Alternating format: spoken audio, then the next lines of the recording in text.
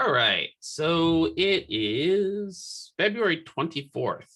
Just think of it, in about a week, we'll actually be all the way to February 31st, right? 7 days from now is February 31st. Nobody? That was funny to me. Funny. Okay, tough crowd today, tough crowd. So we're going to talk about heart health and lung health today, which was kind of funny because we had a couple of those questions yesterday, and it was kind of really made me aware that overall we could use a little bit of help on that. Okay, good. Well, I mean, not good, but at least you're admitting to that we need to get a little work on it, right? That's okay. All right, so we're going to start with respiratory system, and then we're going to go respiratory, talk about cardiopulmonary, and we'll talk about diseases as we go along, right? Remember that respiration is the gas exchange. The cardiopulm is one of the harder ones. Usually that's the one that's the weakest in everybody. Usually.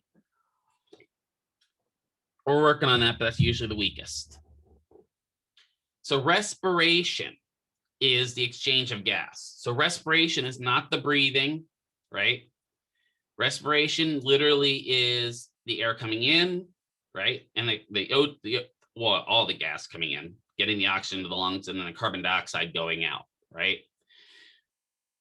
How much, so what's the largest volume of air molecules that we breathe in? Is it oxygen? Like when we take a deep breath in, is that mostly oxygen?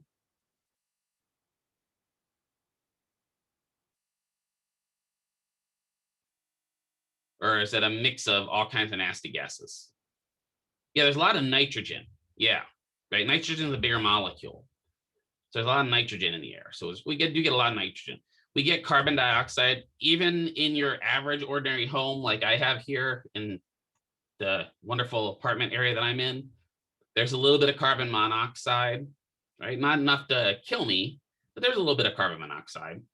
There's a little argon, right? And we know that when we breathe it in and it leaves our lungs, it's argon. That failed. That was really bad. Never mind. Boron, there's all those gases that we're taking in. They all exist, right? And usually those really nasty ones are in small concentrations. And oxygen, carbon dioxide, nitrogen are kind of the largest ones that are out there. There's even a little bit of water vapor in almost all, well, a really little bit, right? That's how we have that humidity outside. Now, if you go to somewhere like Florida, when you breathe in, are you breathing in more water vapor? For sure. The humidity is a lot worse in Florida than it is here, right? Maybe that's Florida's problem. I don't know. So respiratory failure is caused by the impairment of gas exchange between ambient air and circulating blood because of reduced interpulmonary gas exchange or reduced movement of gas in and out of lungs. So that says respiratory failure is either your alveoli aren't working well enough or you're not breathing well enough. So either of those can cause respiratory failure, right? Can be caused by airway problems, lung problems, skeletal problems, muscular problems, and neural components. So all of those can cause respiratory failure. So when we have the respiratory anatomy, when we talk about the skeletal components of the respiratory system, it's the thoracic vertebrae, the sternum, the ribs, right? And then all that costal cartilage. That kind of makes up our skeletal component of the respiratory system. The muscular component has the primary breathing muscle, the diaphragm, and then all of those accessory muscles, which Dr. Ovres can talk to you about. So if you were to get a question on your boards and it's talking about the primary muscle of respiration, you would go down to the answers and pick what?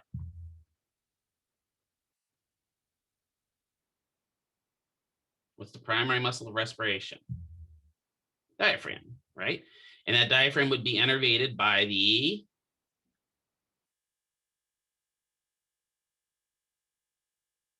which nerve? We said it yesterday. Phrenic, good. And then also there's some attachment to the vagus nerve, right? Because the vagus nerve vaguely goes everywhere. Because what's vagus nerve's responsibility? It's meaning that autonomic control, right? That's self-control. So the vagus nerve does have some connections there as well. Good job. If you had to think about it, what would be the next largest accessory muscle of ventilation?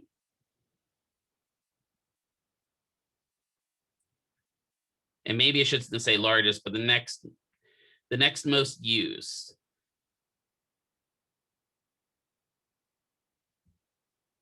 Yeah, the upper traps and scalenes. Yeah, like we could argue the pecs as well a little bit, but the pecs don't actually contract to help us breathe. They kind of stretch to help us breathe. Same thing with like in our intercostals, they have to be able to stretch. But I would say definitely the upper traps and scalenes are some of, if they're really tight, breathing can be impaired. So we have to kind of pay attention to that as well. So that means if you have a patient in your clinic that's having problems and you're working on them with COPD and they're having trouble breathing, those would also be good muscles to do what to? Stretch. Yeah, right. We often forget about that when we have COPD patients. Stretch them out.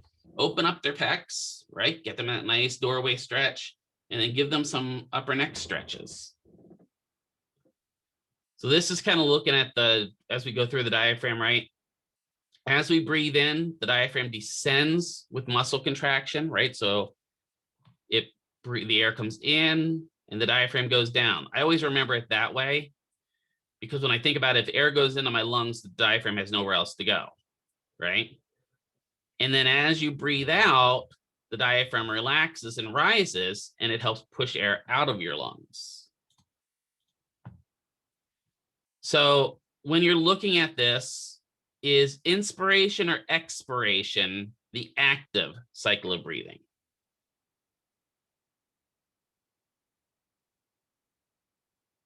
Which one has contractions?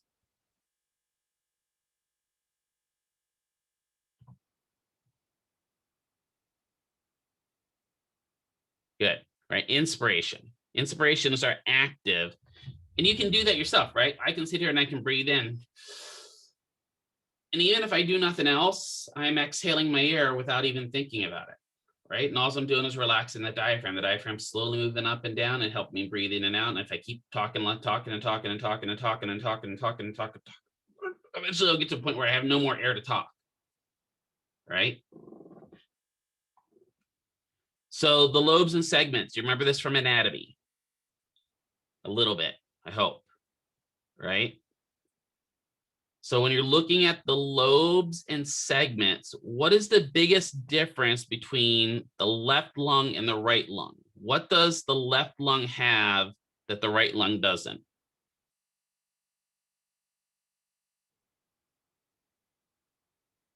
Yeah, as an indent, it has the cardiac notch, right? It has that notch where the heart sits.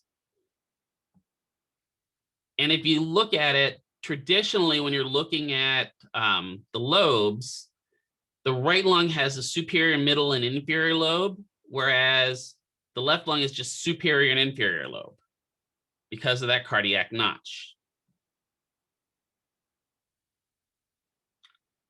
So we talked about the components. Physiology. Most breathing is under involuntary control under normal resting conditions, and breathing is primarily done under chemical control. Excuse me. So this is important to understand, right? So this literally says if people had to think to breathe, a lot of us would stop breathing. Right? I joke sometimes about that. I'm like, if you have to think to breathe, you'd suffocate. And it's true. We do it just naturally. And it's a chemical effect, right? That's exchange of gas. That means what type of receptors, nerve receptors, do we have in our lungs? What are those chemical receptors called again?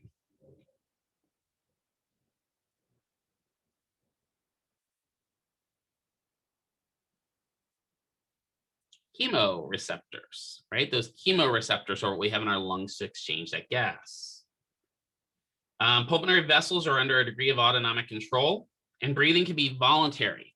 And we can do it, control breathing via the motor cortex, right? And I know this, I can stop not concentrating on breathing, and I can force myself to breathe, right? I can actually make breathing voluntary, but I have to think about it.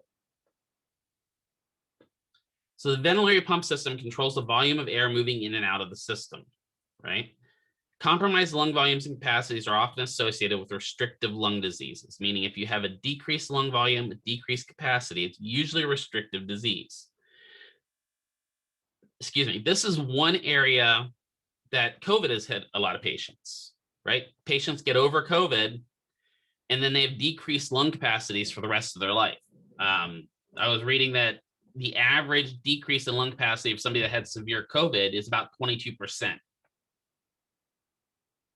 So that means over the rest of their life, their lung capacity is down 22%. That's pretty effective or pretty nasty. Compromised flow rate. So the flow actually going in and out is usually associated with obstructive pulmonary diseases. What this is literally saying is if the volume of the lungs, the capacity of the lungs are restricted or are a problem, they are restricted. Whereas if the air can't get in and out, there's an obstruction. That kind of makes sense. At least to me, it does. At the arterial alveolar oxygen difference, the difference in oxygen is the difference between oxygen between the blood and the air. So that's going to allow that passive transport of oxygen, right? So as the air we breathe in, the alveoli expand. The arteries around become very, very, very permeable and open to transfer. And as there's more oxygen that enters that alveoli, more oxygen will cross that barrier and enter the bloodstream, and the rest of our body gets, filled with blood or filled with oxygen. So that means if we had respiration being the exchange of gases, ventilation is the movement, right? That means that if a patient is put on a ventilator, the ventilator is moving the air in and out.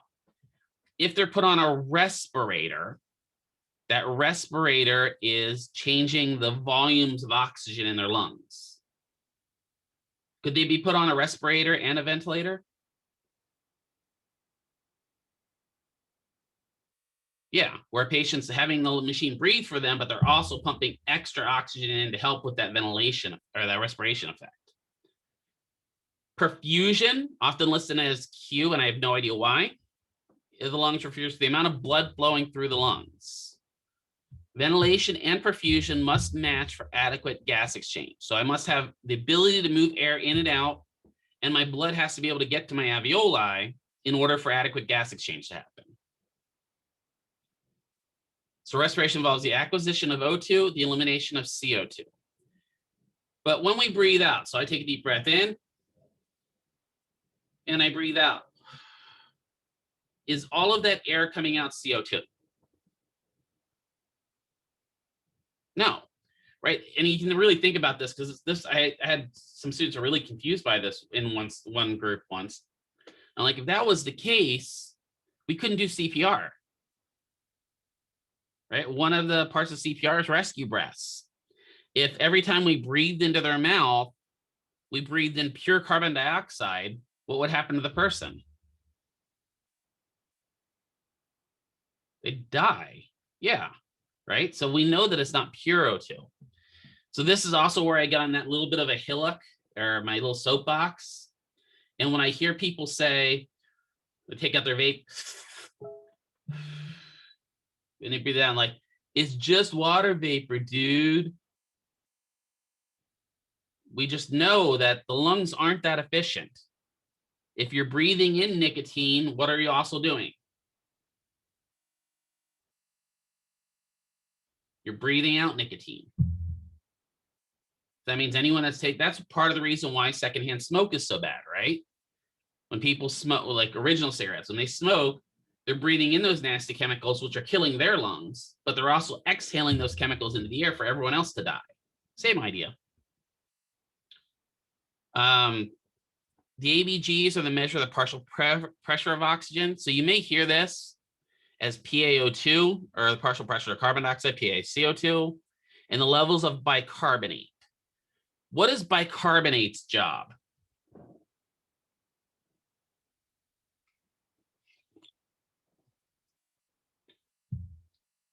If I was to give you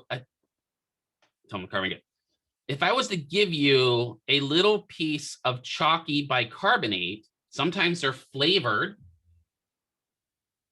and you swallow it. Yes, Tums, it balances pH. Exactly. So bicarbonate is one of those things that helps us make sure that our blood is not too acidic and it's not too base, right? It's kind of that nice, happy, sweet spot.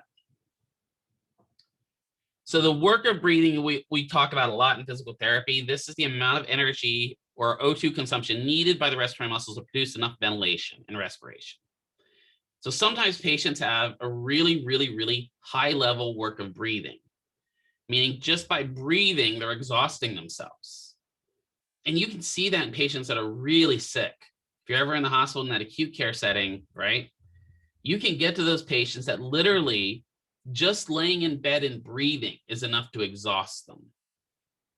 They're just that sick, that their energy reserves are so low that breathing is compromised, right? Main things we can do to help that is make sure they're getting the right nutrients, right? We can help them relax. There's all kinds of things we can do for them. So this looks at that kind of exchange at the alveoli, right?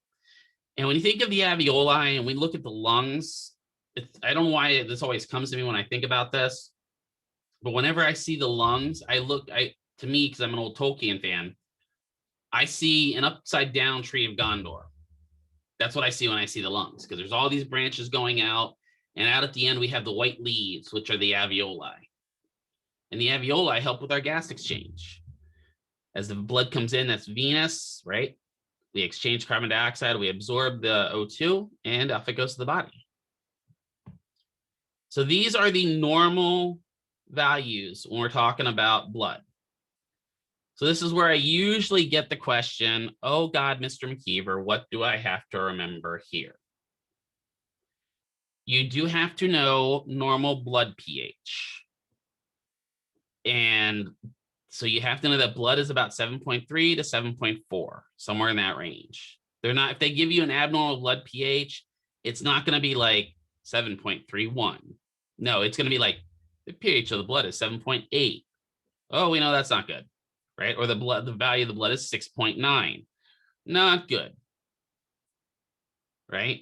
So just remember what your normal value of blood is. And if you look, the one thing that always struck me is if I look at PaO2, the partial pressure of oxygen in the blood, the partial pressure of oxygen in the blood is about 80.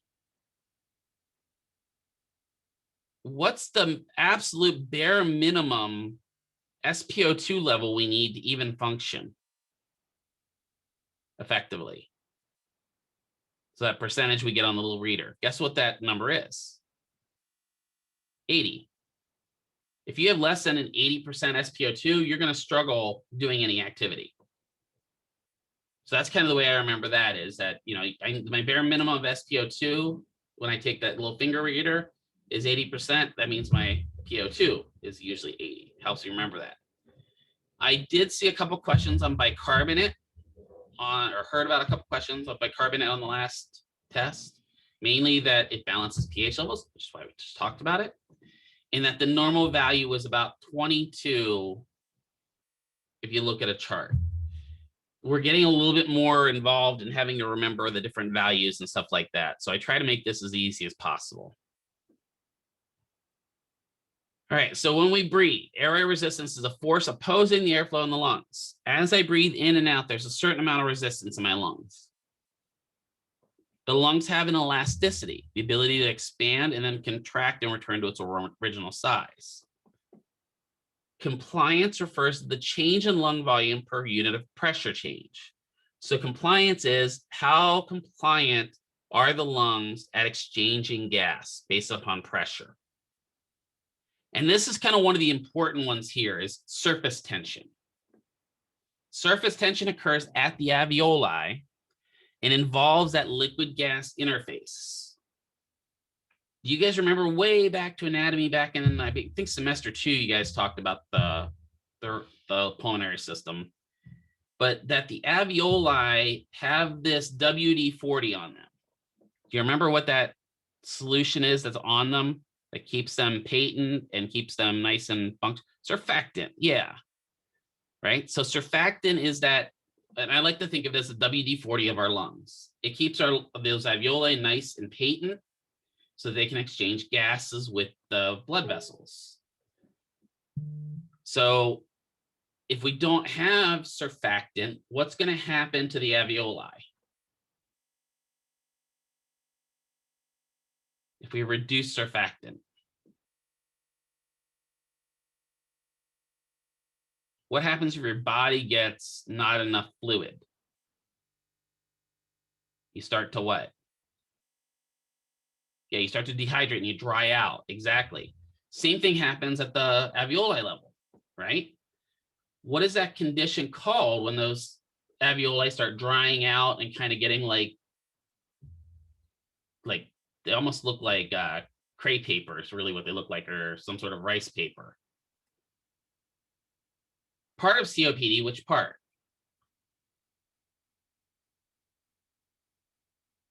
Not the obstructive part. That's we'll talk about later. That's the ability for the that's actually up here. It has there's a specific part that starts with an E.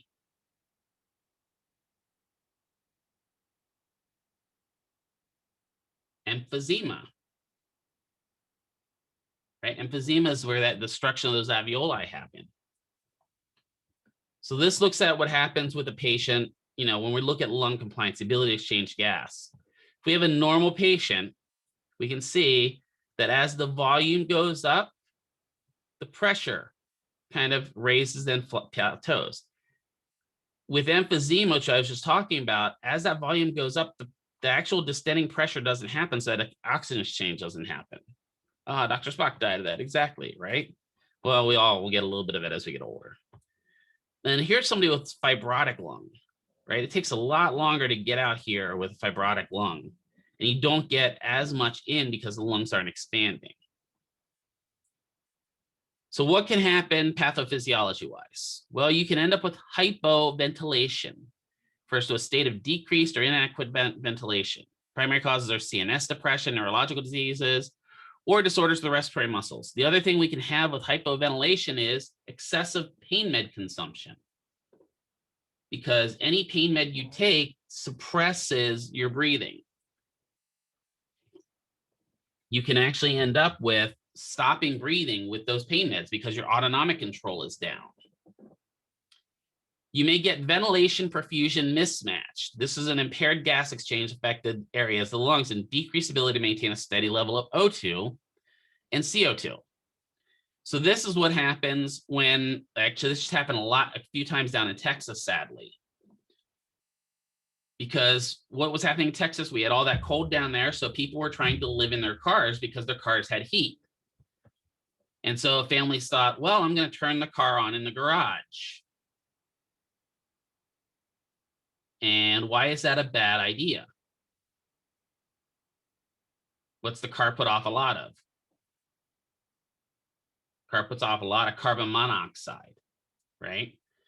And when the body comes along, the normal exchange, so here's my CO2, right? My CO2 goes out, my O2 goes in.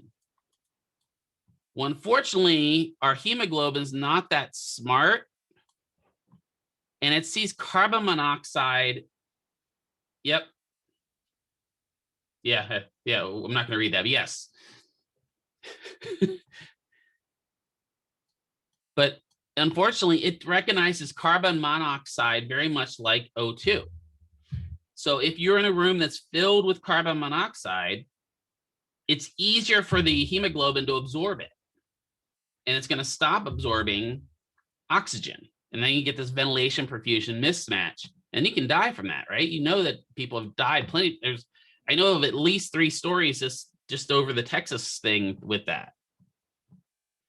Diffusion or abnormalities increases the overall work of breathing by interfering with gas exchange.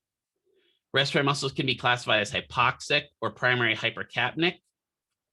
So this is where we either end up with too little of oxygen or too much exchange.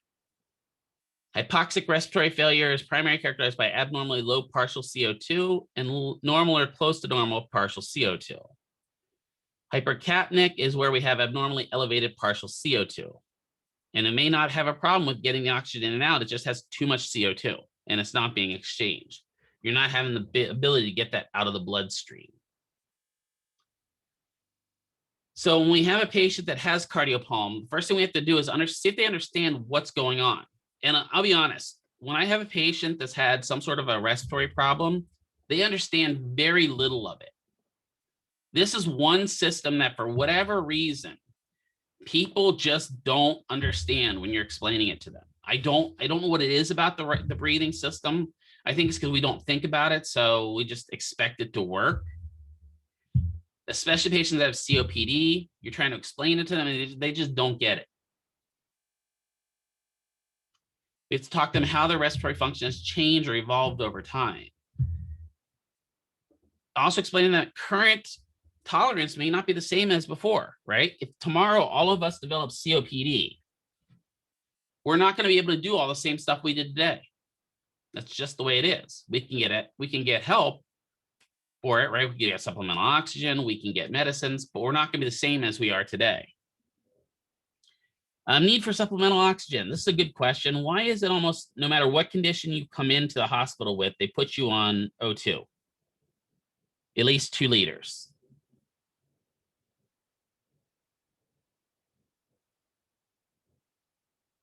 Well, we need oxygen, right? And we know that if we have lots of oxygen available in the blood, healing can occur. So a lot of times they'll put them on it, and it can also help with anxiety. That's the next thing I was going to say. You're exactly right. There's something calming about knowing you're getting oxygen, and I think it's just because the blood flow fills with that oxygen. You get that kind of hyperbaric feeling in your head where it just kind of calms you down. Medications, other diagnoses such as heart failure, neuromuscular condition, depression can lead to problems with breathing. It is possible for somebody that has severe depression to stop breathing or severe anxiety, right? Kids, excellent examples of it. They get really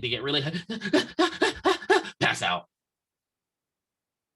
And then their system kicks back in. It's like they reboot and they're laying there breathing after they passed out, right? My brother was the big one was big when he was growing up, saying, if you don't give me what I want, I'm going to hold my breath and I'm going to die. I don't remember where my brother got that from, but that was big for him to do that. And my mom would stand there and go ahead and hold your breath. And there were a couple times where he held his breath enough that he passed out.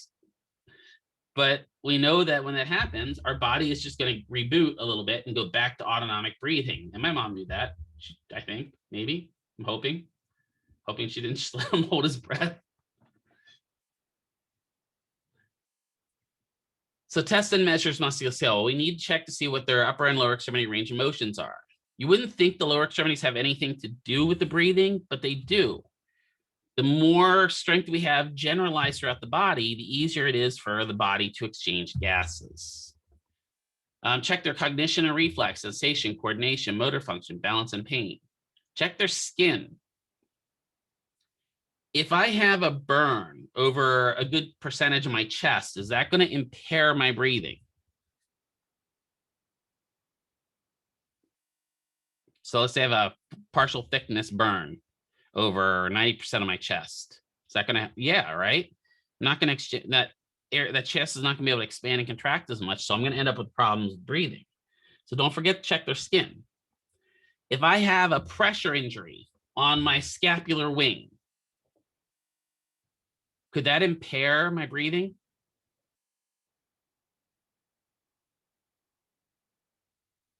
Think about it. If I have that pressure injury back here, every time I take a deep breath in, it's pushing that skin that's already damaged. So I'm going to be less likely to breathe deeply. I'm going to be more of a shallow breather. Just breathing really shallow in order to keep the skin from moving. So yeah. Excuse me. Patients on ventilators are receiving more O2 and are likely to have poor O2 transport and greater dependency on supplemental O2, meaning that if a patient gets put on a vent, We actually have data to support this. If you get put on a vent, the actual exchange of gases reduces, even though you're getting better gas, you're getting more oxygen. This is one of the concerns we had with COVID, right? We knew that when a patient went on the vent, there's a likely chance they're probably going to die. Because it's just like anything else. If you put a splint on your ankle or a brace on your ankle, the muscles around the ankle will weaken if you don't take it off. So if you put a patient on a vent and the machine's doing the breathing for them, then eventually the brain just says, okay, well, I don't have to do this anymore, and we'll stop doing it. I remember when my mom passed away, that was the big thing, because I had to choose to take my mom off the ventilator, which was really difficult. But the doctor said, we'll take her off the ventilator in a couple hours, she'll pass away. We'll make her comfortable, stuff like that. I had to make that decision. The rest of it taught me a good bit of things. That's what I'm kind of going to use this story for. Because my mom had no brain activity. She had a massive, massive grand mal seizure. And that grand mal seizure basically fried her brain. I knew it. I looked at the brain activity with the docs. He explained everything to me. There was rudimentary brain activity, but, my mom would not have wanted to live that way, where she's just on a machine, the machine's doing all the work for her. So they pulled her off the ventilator. They switched the switch off, right? And what you expect at that point is the body to just go shut down. The next thing you see is beep. Unfortunately, my mom was stubborn. And for whatever reason, she went almost complete flatline on breathing for about 2 minutes. And then for whatever reason, her body started breathing again. And so when she started breathing, of course, the rest of my family's like, oh my God, look, she's alive, she's functional. And, and this, I had to explain to my family, no, this is just that brainstem doing what it's supposed to do. She's not there. Your brainstem, there's some studies that show that your brainstem functions for hours after you're dead. And so like slowly over the next about 2 hours, the breathing got less and less and less, and then she passed away. But it was really difficult for my family to understand that when we pulled her off the ventilator, she's breathing on her own. Yeah, but not really. Right? It was just kind of it was the body's kind of last gasp to say goodbye, is the way I always call it. Chest wall and abdominal motion needs to be examined. Observation of their breathing pattern. Check them for the ACBs, right? Active cyclic breathings. Movement of the chest and upper and lower chest during breathing. Chest expansion, respiratory muscle strength. A lot of times we're working with patients that have COPD. We'll take and put a tape measure around their chest and get where they are at rest, and then get where they're at maximum inspiration, and then get where they are at maximum exhalation, just to see what that excursion of the chest wall is. And then we need to see their primary function. Are they able to walk? Are they able to transfer? Are they able to do bed mobility? Are they able to do ADLs? Where are their restrictions at because of their breathing problem? Initial goals when we have a patient with lung problems are directed towards preventing secondary complication of bed rest. Again, motion is lotion. The more they move, the better the chance of them getting out of that bed. And that's kind of what I tell people. I just tell them that the more you move, the greater the chance you get out of bed, the greater the chance you have of going home. So get up and do stuff. Ultimate goals for PT may require prolonged mechanical ventilation, meaning we have to prevent their loss of mobility, maximize independence, and facilitate weaning. Just down the road here from me, and I'm just down the road from the school, is the Kindred LTAC, long-term acute care facility. And in there are a lot of patients that are on comas, long-term, ventilation, stuff like that. We still see those patients for PT, even though they may be comatose or they may be in a vegetative state, a persistent vegetative state, right? We see them because we want to make sure that if and when they come out of their condition, they haven't lost all of their mobility, right? I always love, do you ever see any of the TV shows where they kind of dramatize? Somebody's been in a coma for 30 years and then they come out of the coma, And those people like instantly get up out of the bed, like, oh my God, what's happened?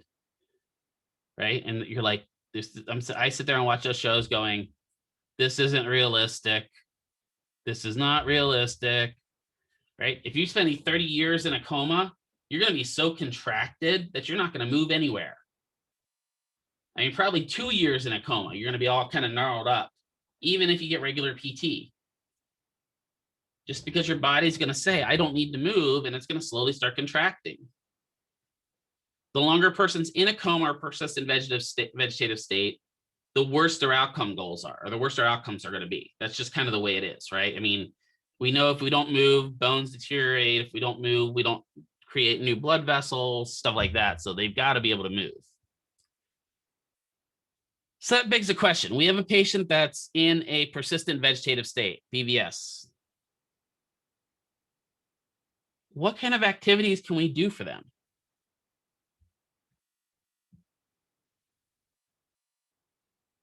Passive range of motion, good. And remember what I said before about passive range of motion. You have to be careful because insurances don't often bill for PROM because they'll say that family members could perform that. So what fancy term could you use that you're doing PROM without doing PROM?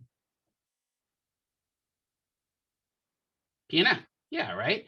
So you can do that rhythmic initiation PNF because that sounds fancy. And really what you're doing is PROM, but you're just doing it through the patterns with the patient in PNF, even though it's also a little bit more efficient, right? Think about it honestly. If you're doing PROM on a patient, you're going to be doing shoulder flexion, shoulder flexion, shoulder flexion, shoulder abduction, shoulder abduction, shoulder abduction, internal, external, internal, external. Whereas with PNF, you can go through all of them in 2 patterns. Right? That's work smarter, not harder type idea. So we can do PNF for them. What else could we do for them? Could we do percussive therapy, which we're going to talk about on Monday? Help with airway clearance. Yeah, could do that if they need it. Good. We just don't want to beat on them just because we feel like it. Like, Mr. Johnson, I'm doing this because you're going to wake up. No, you don't do that.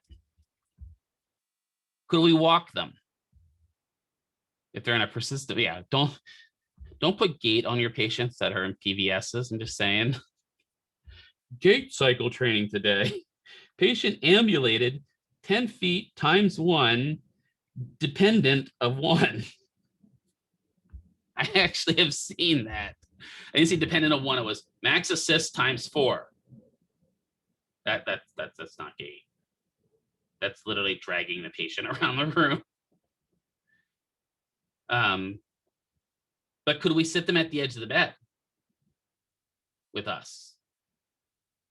Sure.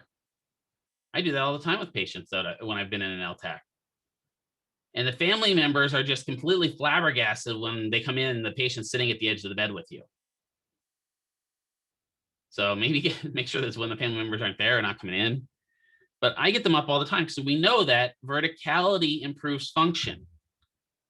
So even if I have to do all that max assist sliding and adjusting, and I have to be sitting there holding them upright and them leaning on me or something like that, it's still good to get them a little bit upright. Could we put them either in a tilt table or a stander? Yeah, absolutely, right? I prefer standers because they allow a little bit more weight bearing through the legs. Tilt tables just as good. It gets them upright. Right, get the gravity going the right way versus going this way. Yeah, so there's all kinds of things we can do with those patients. So this is kind of possible outcomes for mechanical ventilation. This chart is not something you have to specifically memorize, but it just talks about what could be a good outcome and what could be a bad outcome if patients on ventilator. It's interesting that just like most other things, a patient can become dependent on the ventilator. Just like braces, isn't it? Right? We put a brace on a patient, they become dependent on the brace. There's all kinds of other things that can happen with it. You got to think about it. If I've got a tube down my throat that's helping me breathe, That tube can cause all kinds of problems in my throat. I could come out and I could lose my voice because maybe I got damage to my vocal cords. There's all kinds of bad things that can happen. Supplemental O2 is additional O2 to help sustain work of breathing with a patient. All O2 delivery systems can consist of a supply source and a delivery device. In the hospital at their bedside, most of the time the supply source is the wall, right? There's an oxygen line run down and the rubber nose goes up their hose, and that source is back there that's providing the oxygen. Sometimes when patients come in the clinic, they have two different things. They have one of those little oxygen concentrators, or a big oxygen concentrator in some cases, or they have little tanks that they haul with them. The important thing to understand is those tanks are dangerous. Why are those tanks dangerous? Like the green tanks of oxygen. Yeah, they can explode. They're basically little mini missiles. Because I actually had a patient once that had one of those, and it's not a funny story, but it is kind of funny. I don't remember how it exactly happened, but he was walking around, he stumbled through his house, and he kind of stumbled and tripped, caught himself on the table, but the table tipped. And when the table tipped, it hit the top of his oxygen tank just right to knock the front top off the oxygen tank. And that oxygen tank then shot through his garage and through his car. Literally through the car. And hit the concrete wall on the outside of his garage. You know, and does that happen to everybody? Absolutely not, right? That's one of those 1 in a million chances of something like that happening, right? Well, what are some dangerous things that patients do when they're on oxygen? Smoke. Yeah. Right? Think about this. I've got pure oxygen going up my mouth, or even I've got it in my mask here, and I'm going to bring a flame source towards it. I've seen patients where the whole front of their face gets burnt because they're on 8 liters of oxygen and they try to smoke. And that flame source gets up here and they get a flash from this flame source. Again, I get to have all the funny stories because I've had some of the worst family in my world. In 2002, my ex-wife, who's passed away, right, went into the hospital with lupus-related pneumonia. I remember it was, she went in on May. I didn't get her out till August. That's how long she spent in the hospital with this. But that was over her birthday then. And she was in the ICU for most of that time on 9 liters of oxygen. And so, of course, her mom not being the sharpest tool in the shed, yeah, it was kind of depressing. There's a whole lot that can go into that, could go into, but on her birthday, her mom brings her in a cake. And we thought, oh, that's nice. You know, we can all have cake. It was kind of a nice idea. And then her mom breaks out the candles. And I'm like, she's not. And then I look over, and sure enough, in the room where we have 9 liters of oxygen flowing, she's lighting the candles.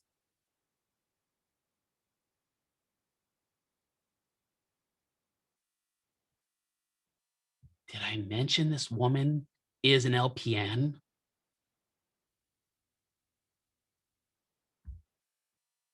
Yeah, good intentions for the explosion of the ICU.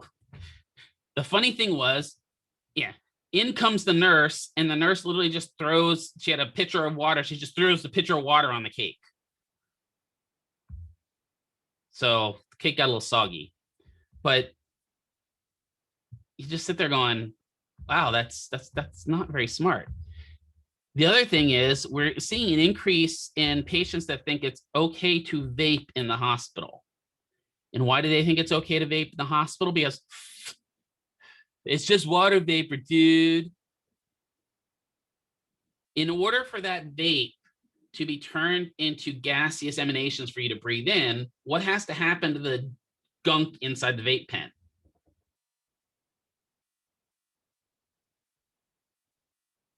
Yeah, what has to go into you, okay?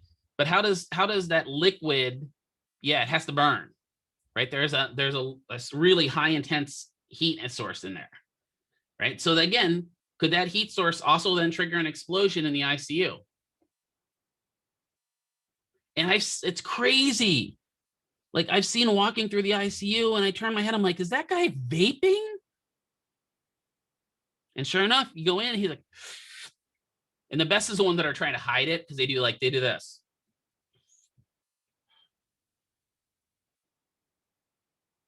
Yeah, let me get Jewel Pod out. Hey, on your lunch break, can you stop and pick me up a mint cocoa lemon berry? But I mean, you got to think about that just a little bit. Like, and now here, don't get me wrong. When I was growing up back in the day, people smoked in the hospital. I'm not even joking about that. I don't know if you guys know this or not, but you used to be able to pick a smoking room when you went to the hospital.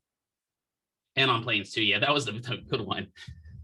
Let's light a fire on a moving missile. That sounds like a good idea. But yeah, like I remember specifically my aunt went in for some form of lung surgery. I don't remember what it was. Now, again, my aunt was big. But I remember going to her hospital room and my whole family standing in there smoking in the hospital. Could you imagine that nowadays? Could you imagine walking out to like the waiting room and the whole family's just like sitting out there toking on a cigarette?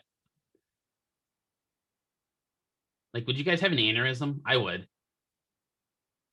Like my brain would just put it out. But yeah, it was a different time. I'm just saying it was a different time. And my mom smoked all through my 9 months of pregnancy, so that explains a lot about me. Usually the O2 is delivered via nasal cannula or a face mask. They can do full tenting as well, where they put up the plastic tent around the patient and flood the tent with oxygen, right? A hyperbaric tent. O2 is usually determined in flow rate in liters per minute. The lowest I see ever on a patient is 2 liters. And I don't know why, but 1 liter just doesn't do anything. So 2 liters is a nice steady flow. It's not obnoxious to patients. Until you get above 6 liters, 6 liters starts getting obnoxious. Did any of you have any patients on 6 liters or more of oxygen? I had a patient a few days ago, or not a few days ago, a few months ago, that was on 9 liters of oxygen. And it was like a jet engine going up his nose. And I'm like, he can't possibly be breathing all of that in. It's just not happening. Be understood, though, O2 is classified by the FDA as a medication. So that means in order to use O2, there has to be a prescription. We can't just put an O2 on a patient. I've made that mistake before where I thought it was okay. A patient was having trouble breathing, so I got a nasal cannula and put them on 2 liters of oxygen. Come to find out the nurse chews me out because there's no prescription for it. So we have to have a script for it. Mechanical vent substitutes to assist the patient's ventilatory pump to allow for breathing. So when they're on the vent, they're helping with breathing. There are 4 basic routes of intubation: via the nasopharyngeal, via the oropharyngeal, and endotracheal tube. If I get an ETT or an endotracheal tube, what are they going to have to do to my neck?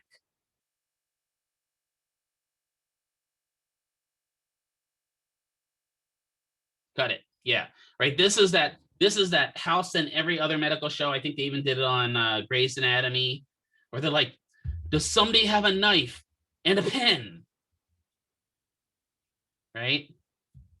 It was also on if you ever, I don't know if any of you ever watched the TV show Jericho. That was a really good TV show, post-apocalyptic TV show. I really felt that show was just really underrated. Kind of reminded me a lot of Firefly. Not the show, but the way it got canceled. But yeah, they're like, hand me a knife and a pen. So they take apart the pen. They instantly know where the trach is and don't accidentally cut the esophagus and stick the tube in. The patient can breathe again, right? Happens all the time. That's just, everyone knows how to do that. Everyone doesn't know how to do that, just to let you know. But yeah, what they just did is basically did a tracheostomy or a tracheotomy, right? Added an endotrache tube to them. What do you think is the most obnoxious to patients? Nasopharyngeal, oropharyngeal, or a trach? You'd be surprised. It's not the trach. It's not the nasal, it's the oro. You can stick a tube up their nose and they're fine with it. You stick a tube in their mouth and they're constantly trying to pull it out. I don't know what's different about it. I think for me, sticking a tube all the way up my nose and going down the back of my throat is going to bug me more. But for whatever reason, for most people, they can handle that. They can handle their throat being cut. But you stick a tube in their mouth and it's just, they freak out. I don't know. It's probably because they start thinking there's a dentist permanently in their mouth. That's what I always joke with. So there are a couple of different types of ventilation when we're dealing with this. There can be controlled ventilation, assisted ventilation, and assisted control. You do kind of need to understand the general purposes of these. You don't have to, understand what happens and how they set them up and the PEEP and the volume and all that. But you do kind of have to understand the difference between controlled vent, and assisted control. So controlled vent, the way I always remember this, and I think I have that. Do I have the next slide? I don't have, do I have it? No, I don't have it in here. Okay. Controlled vent, just think of the vent is doing most of the work. Assisted vent, the vent is helping you breathe. So you're doing most of the work, but the vent is just kind of helping you. It's helping move some of that air in and out. Then the assisted control is kind of the combination. I often think of this as a patient that either has problems breathing in or breathing out. So it'll do one of those. So maybe you're having problems getting air in. So the vent will handle that, and then the expiration you handle. Or maybe you have no problem getting air in, but you have a problem getting air out. So the vent will handle the exhalation. So that makes sense with the three different versions? Kind of. So like controlled, again, vent does most of the work. Assisted, you're doing most of the work, but it's just kind of providing a little bit of movement of the air. And then assisted control it's usually helping one of the phases of breathing. Most complications occur during intubation or as a result of the positive pressure ventilation. So whenever we have problems, one of two ways the problems happen. During the intubation is a common problem, right? When they put the speculum down your throat, and again, this is a classic Grey's Anatomy thing, isn't it, right? The doctor stands up at the top of the bed, he puts the speculum down the throat, depresses the tongue, shoves the tube down the patient's throat, and it all goes smoothly every single time, right? Every single doctor show, it's like they're gods at putting those tubes in. Have any of you seen somebody put an actual an oropharyngeal tube in? It's more like hunting and pecking. Yeah, it's more like hunting and pecking. Like they get that in, they're like, okay, that didn't work. No, that's not working. And they just are kind of working their way through it. And now that I think about it, right, RNs are trained emergently in it, meaning they can do it in an emergency, right? But they're not supposed to do it. So, and that makes sense that they would want to do it in an emergency, right? You have a patient that suddenly stops breathing and the doctor's doing all the stuff, getting the meds and everything, kind of doing everything they need to do to get that together. They may need the nurse to put the trach in. They're trained emergently in it, but they shouldn't do it. When I took my, what was that called? Not the peds, pediatric emergency medicine. I forget what it was called. Anyway, when I took that course, they actually showed us how to do it. And the one thing I learned from learning how to do it was I don't ever want to do it. And now that I think about this, actually, this just struck me as I'm sitting here thinking about it. That kind of explains why they might have a problem with this. Because you have to get by, what's that little flap in the back of your throat called? Yeah, right. You have to get by that, right? The uvula is that part up top, the epiglottis is the thing that covers it, right?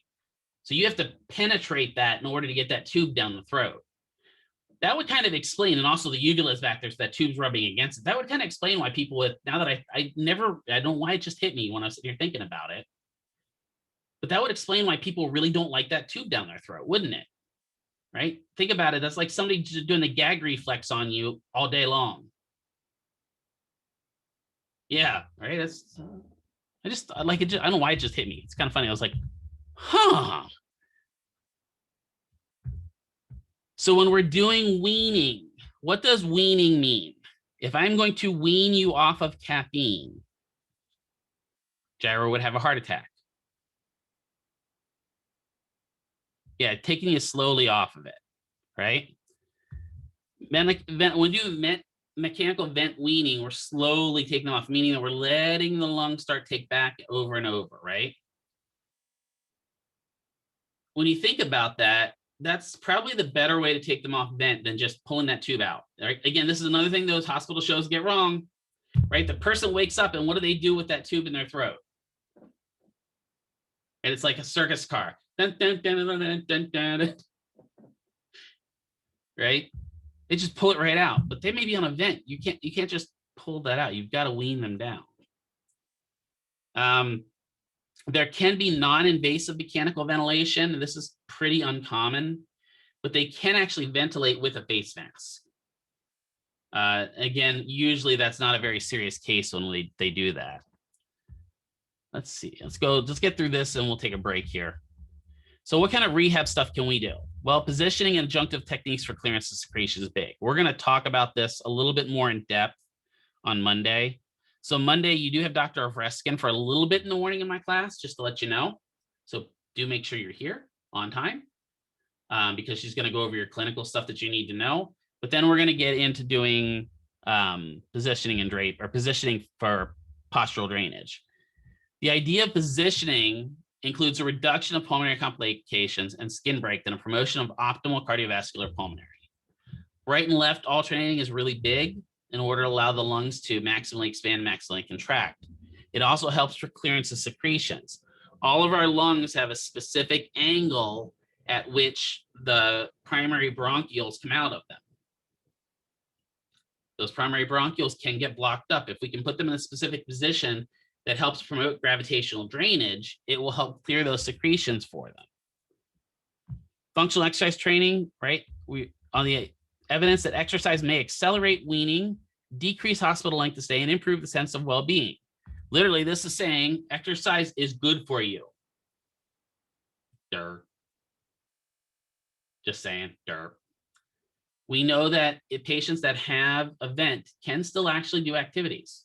I have walked a patient on a vent. I don't walk them very far because I'm limited to what the length of my hose is that I have on the vent, but I can walk them around the bed while they're on the vent.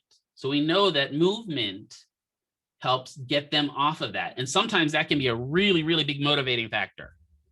They're complaining about the vent, right? And they're writing, I don't want to take this thing out. Well, you want to get that thing out, we got to work. You got to show the doctor you can get out of bed. You got to show the doctor that you can pee. You got to show the doctor you can boop, that type of an idea. And that can really accelerate their desire to do physical therapy.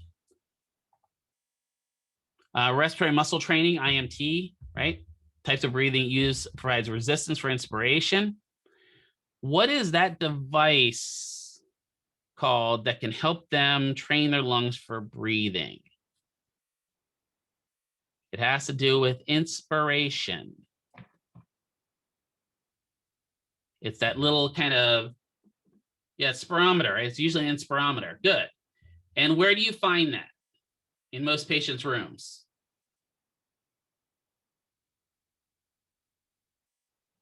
Over on the heater. Across the room. Almost every patient. You're like, where's your inspirometer at? And they're like, oh, what's that? The thing with the tubies that you're supposed to be breathing in. Oh, I think that's over there somewhere. And it's as far away from the patient as they can get. Just scientific facts here, folks. Just scientific facts. It's over by the heater. Why might you want to have them do some inspirometer before you get them up and out of bed? Number one, compliance, right? That way they're starting to do their inspirometer. So if you force them to do it, they'll do it. But why else?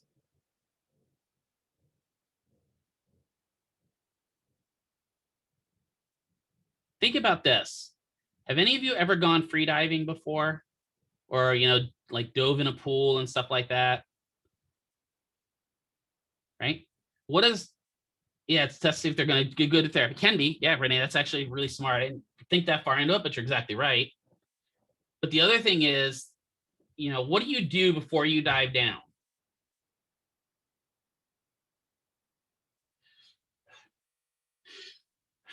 Right? You take a few good deep breaths to hyperventilate your lungs, focus on breathing, and then you're able to dive down and maybe sustain that hold for long, especially if you've done any free, like I did a bunch of free diving when I was down in the Bahamas, and that was tons of fun. But one of the things that the dive instructor was teaching me is that I breathe wrong, because I think I'm just going to take a deep breath in, hold it, and dive down. When in reality, is like you want to take about 10 good deep breaths before you take your one to hold, because you want to hyperventilate your lungs. Well, if we have them do that inspirometer before they get up, we can actually kind of really perfuse their lungs with oxygen, help their focus on breathing, and then when they get up, they feel better. And then they also are compliant, and they actually do the inspirometer for respiratory therapy. I love listening to respiratory therapy go, when you like go in there, they go in, they're like, okay, where's your inspirometer? It's on the heater, and you just hear this. It's kind of like us when we come in there, like, it's time to do therapy. And they're like, no, I don't want to do therapy today. Behavioral interventions may be required, right? Prolonged mechanical ventilation can result in moderate to extreme psychological and emotional issues, including pain, fear, anxiety, lack of sleep, feeling tense, inability to speak and communicate. There's a lot of patients I've seen that have come out of a ventilator and had aphasia, inability to speak, because for whatever reason, the ventilator damaged their vocal cords, right? Also, let's think about it. If I've got a tube down my trachea, could that impair my esophagus?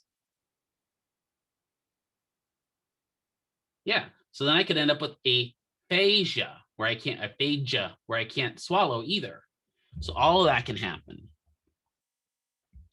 All right, let's take a break here because we hit the cardiopulmonary section. So I'm going to pause recording.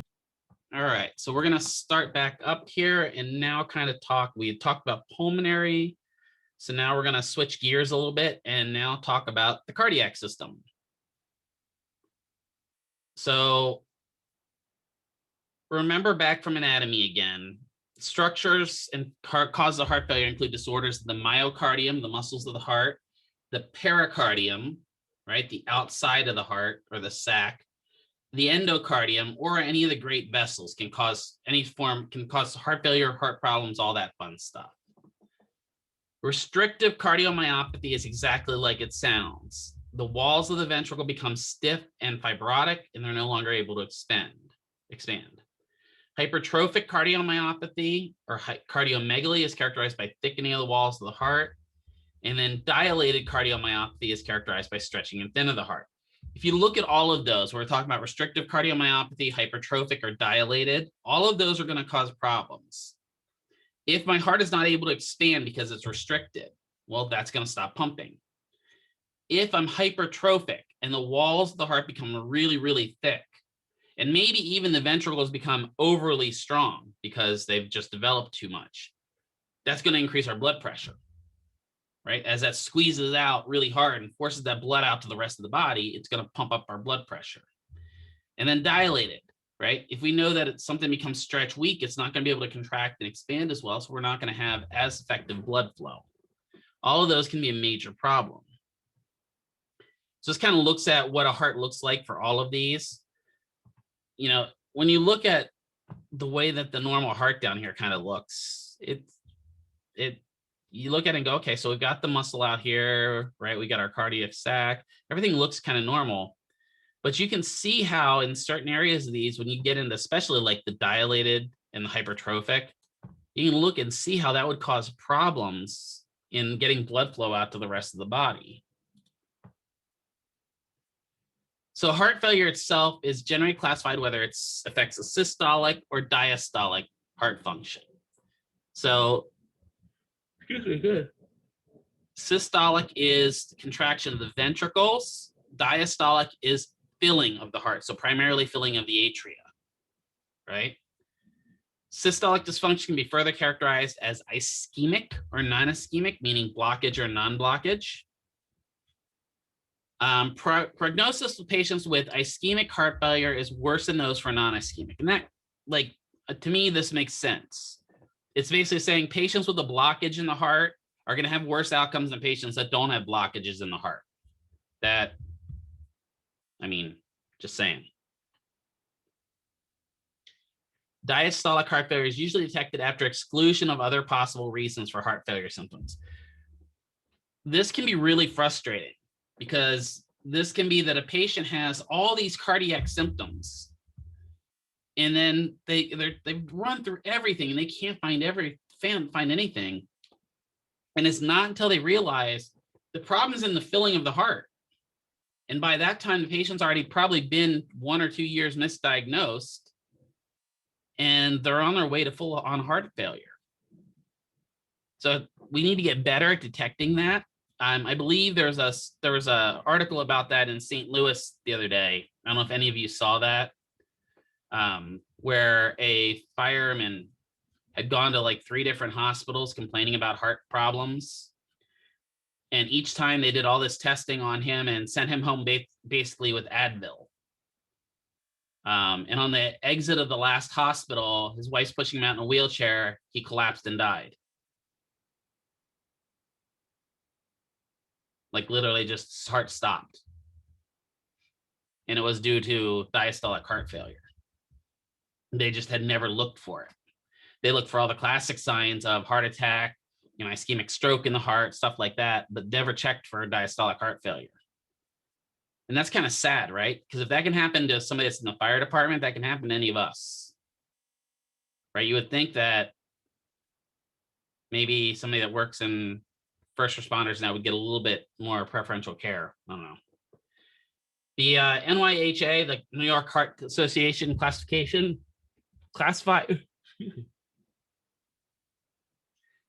a patient with heart failure into one of 4 classes according to the degree of symptoms at rest and with activity. Let me ask you this. Are heart failure symptoms at rest or during activity more concerning to you? Okay, why? That's right. Good answer, Dara. Why would that be more concerning?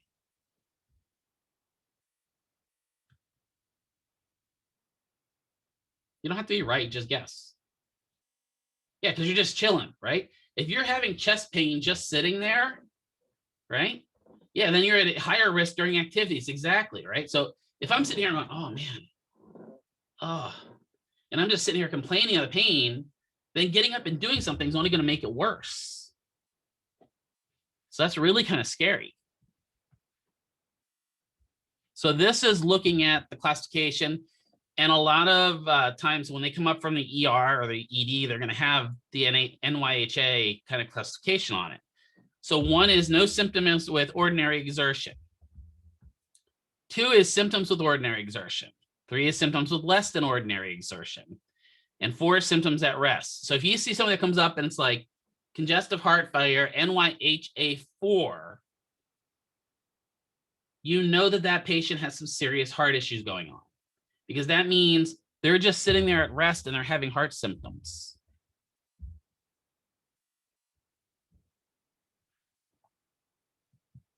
Characteristics of heart failure contributing to exercise intolerance. Patients with significant heart failure and fatigue have very low levels of exertion. Something as simple as brushing their teeth or going to the bathroom exhausts them. And we see this even now when we're talking about what did I just call it? The PASC, post-acute COVID PACS, post-acute COVID care syndrome, whatever. Anyway, it's amazing when you have patients in the hospital for heart failure and you just get them to the edge of the bed and they're sitting at the edge of the bed and they're just absolutely wiped, just moving around in bed and getting to the edge of the bed. I mean, they look like they ran a mile. I've had patients sweating profusely and their function is just not there. Patients with heart failure may only achieve half the normal increase in cardiac output. So that means the more we push them, they may not get increased cardiac output. So we may be watching them and getting them to do activities to increase their cardiac function, but the heart's not going along with it, right? Whereas maybe they're supposed to be pumping their heart rate up to 120, the heart rate may only go up to like 70. So they're not getting that. Abnormal pressures within the heart, reduced left ventricular ejection fraction, and reduced cardiac output and increased pulmonary capillary wedge pressure contribute to intolerance. So abnormal pressure in the heart. Obviously, if you have pressure in the heart, that's going to contribute to patients being fatigued, right? Reduced left ventricular EF. EF, whenever you see that on the patient's chart, is ejection fraction or ejection fracture, depending upon the doc you talk to. So what that is, just so that you understand it, because this was something I never understood in school, and then I got a bunch of questions on it because somebody had some questions on the board. So let's say this is the left atrium up here. There's my valve, and here's my left ventricle, right? Ejection fraction is just like this, and here's my exit out through the great aorta, right? If 2 liters of blood move from the left atria to the left ventricle, and then when the ventricle pumps, only 1 liter of blood comes out, what would be the ejection fraction here?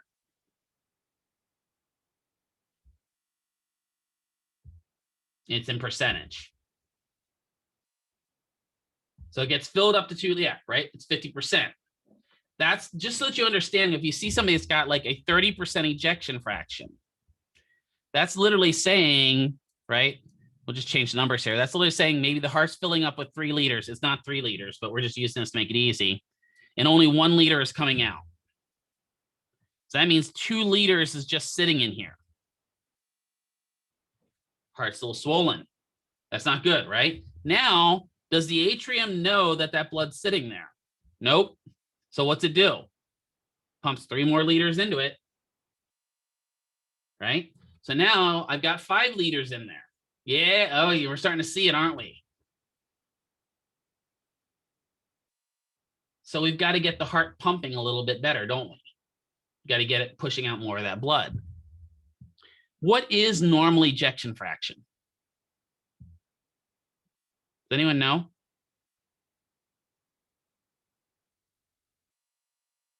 I looked it up today and I was really surprised by it. If you had to guess, just give me a guess. It's okay if you don't get it right.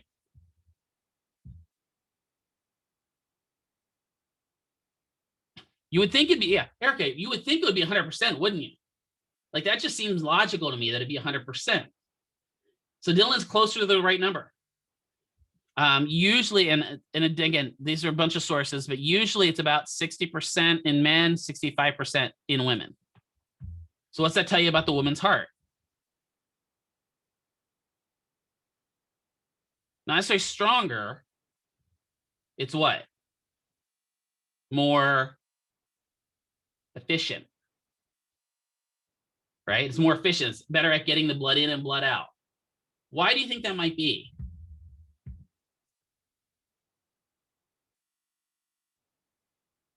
Why would the woman's heart want to get the blood in and out more efficiently? There's a logical reason for this. Yeah, babies, right? Because when mommy's pregnant, mommy's got to do the circulatory system for the baby, right? They've got to get oxygen. So it really makes it a kind of paramount that their heart works a little bit better if they're feeding for 2, right? Pumping blood for 2. Exactly right. How low do you think it can go before you feel symptoms?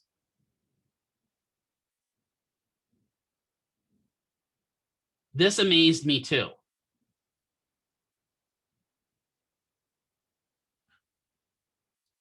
33%. Now, some patients will feel it at 50%, right? So we're all a little bit different. But patients can go all the way down to 33% before they feel any symptoms.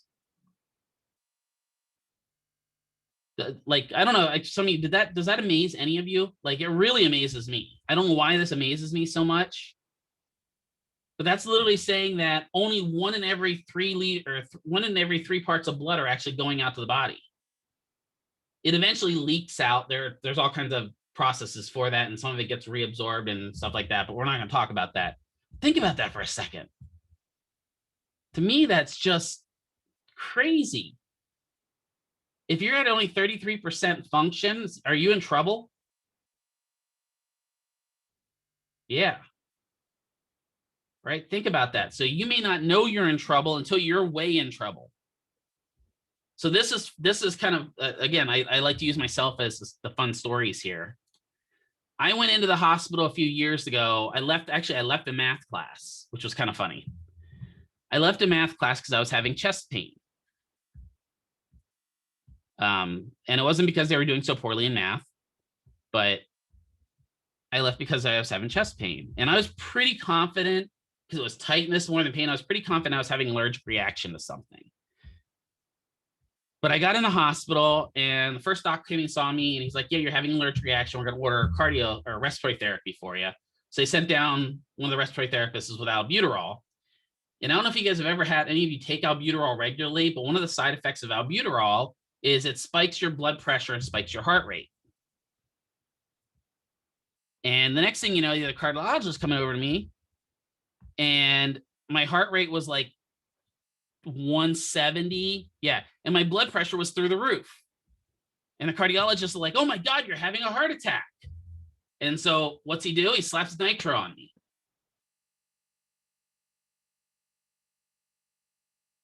So my blood pressure does this and down. And all of a sudden I'm feeling like crap. So then they come over and they bring over the echocardiologist, or whatever they call it, the guy that does the echo. And first of all, he's sitting there and he's doing the echo. And I don't know it, because I know that Erica has done that ECG tech thing before. But the echo tech is like, I can't find your heart. That doesn't make you feel good. Like, they had to give me, I forget what there's a specific dye that they can give that helps the echo function better. But he couldn't find my heart. And then he comes in and he gets it. He like looks at the scan, and I'm like, so how is it? And he's like, I'm going to be right back. Whenever somebody does that to you, that's not a good thing. And so he like literally went bolting off, and the doc comes over and says, well, Mr. McKeever, I just want to let you know your heart only has a 20% ejection fraction.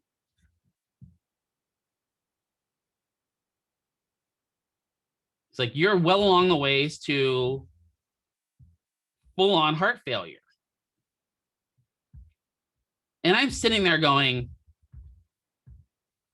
giving them the little kind of weird eye. What do you mean I'm only at 20%? He's like, so how long have you been bedridden for? Bedridden? I just taught 2 hours worth of a class. I said, and I ran 4 miles this morning. There's no way you've done that. He's like, how exhausted are you right now? I'm like, I'm more irritated than I'm exhausted. And he's like, well, there's no way you should be able to function at only 20%. And they kept coming in and swearing. They only did that one echo. They never did another one. They kept saying I was at 20% oxygen. I'm literally sitting in the cardiac wing of Desert Springs Hospital. And I remember I'm in there, and they come in and freak out because I'm on the floor doing push-ups and sit-ups. And the nurse is like, how are you doing this? You're only at 20% ejection fraction. And it was at that point that I decided I was checking myself out. I'm just saying, at that point, I had lost confidence in the hospital. They're a really good hospital, but for whatever reason, that day I just got the circus clowns. Yeah, I'm like, just go prep my discharge instructions. I'll go follow up with a cardiologist that knows what he's doing. That was pretty much my thought process on it. And so they sent me home with all kinds of cardiac meds, cardizeme and beta blockers and all this other stuff. Then I go to see the cardiologist, this other cardiologist, And he's like, so the meds are working, huh? He's like, looking at my blood pressure. His blood pressure's good. Your heart rate looks good. I'm like, I stopped taking the meds 2 days after I got out of the hospital. Huh. Right. And then they did another echo on me, and I was at like 63% ejection fraction. So this is where you, if you get something odd like that result, yeah, right. If we get an odd result, maybe the patient yesterday was a 5 out of 10 strength and they get a 1. Now you're getting a 1 out of 10 strength. You might want to do what? Test again. Right. Or yesterday the patient had 180 degrees and today they've only got 70 degrees of shoulder flexion. You might want to test again because you probably screwed something up. Probably read the numbers wrong going on there. Same idea here. I was like, dude, garbage, just garbage. But do you know what a patient would look like if they're at 20% ejection fraction?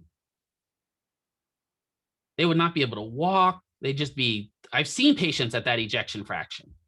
They're not able to walk. They're not able to get out of bed. They're discolored. Yeah, they're kind of the best way I can put it is that they have that death pallor where the skin's kind of turning white and translucent. So I'm like, yeah. So it was kind of interesting. But yeah, so even if we have that, think about what that's going to do. So now that you understand ejection fraction, when you hear somebody talk about it, it will help make more sense. You're like, oh, they have a really low ejection fraction. That just means that the blood's not getting out to the body. If the ejection fraction is down, cardiac output is down. Right?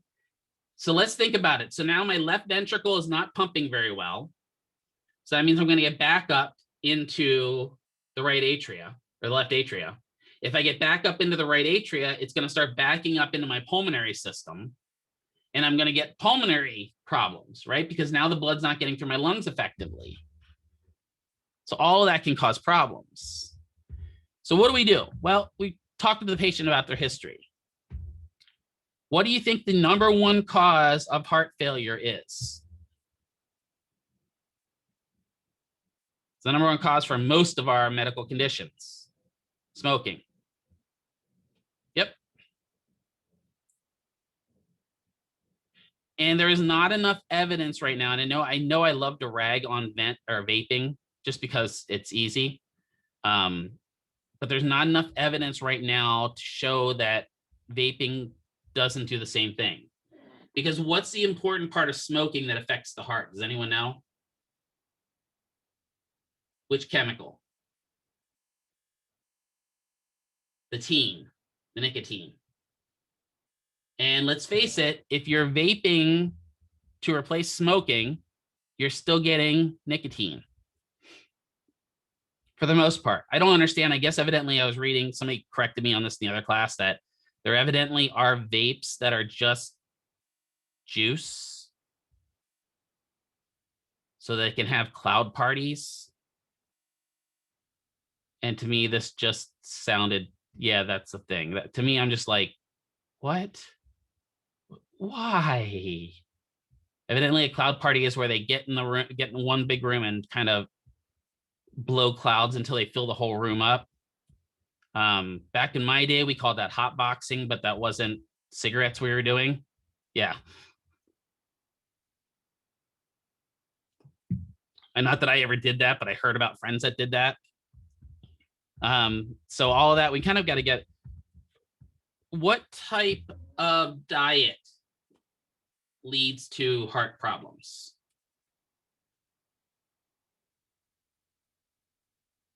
Fatty diet's good, right? Diet's high in what type of meat? Red meat, yeah. It just is what it is. And I even hate admitting that because I love me some red meat. I apologize if there are any vegans in here. You would never convert me no matter what you do.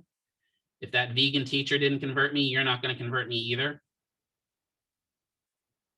Okay, no one got that good. But now you're gonna have to Google that. But yeah, so red meat diets, high in, especially processed red meats, right? So red meats combined with your stuff from the deli and stuff like that. Your roast beef from the deli, that type of stuff that's processed, really bad for you. High cholesterol, those high fatty diets, problematic again, right? But there's also some studies that show a really pure vegan diet isn't good for your heart either. Why? So, you're purely, I'm just going to eat leafy greens type diet. What do they miss out on sometimes? No omega-3s, good. Yep. What else could they miss out on? Those effective amino acids in the proteins, right? You can eat other things that have proteins. You can, right? There are different foods that actually have protein in them. You can even get synthetic protein, or what is that weird stuff? Tofu? Yeah, thank you. That's never, and that is never crossing this orifice ever. I don't care. Just no. But yeah, so there's some signs that show that, well, that can cause maldevelopment of the heart because the heart doesn't get enough protein. And again, you can find studies for most of what you need. But again, does that mean that if you have a vegan, they're not leading a healthy life? No, probably vegans are much healthier than me for the most part. I'm going to admit it, right? I think Dr. Sokel might be vegetarian. I can't quote, I don't know for sure 100%. But we definitely can tell if you look at both of us who's a little bit healthier than the other. I'm just saying. I'm definitely not the healthiest person in the entire world. And I kind of like my coffee and I like my red meats, but that's going to have a side effect. There are some studies that are showing that excessive marijuana consumption can cause problems with the heart. And again, this goes back to the tar that goes along with it. There are definite studies that show marijuana consumption can affect the lungs. And the big one that I just saw in the APA that they're doing is marijuana consumption before the age of 18 definitely affects neuroplasticity of the brain. It makes it less plastic. No, there is no but bro, you just got to do it from strain. This is one area where Dr. Phil's been on the whole time about it. Like I love to kind of dig at Dr. Phil a little bit, but Dr. Phil's been on this research for quite a while about marijuana affecting children's growth and brains. And he's had it. This is one where I'll say he's had it right for a while. And that also includes secondary marijuana smoke. And I know because I've seen it, some people that are, they bring their child in and man, the child just smells like they're hotboxing.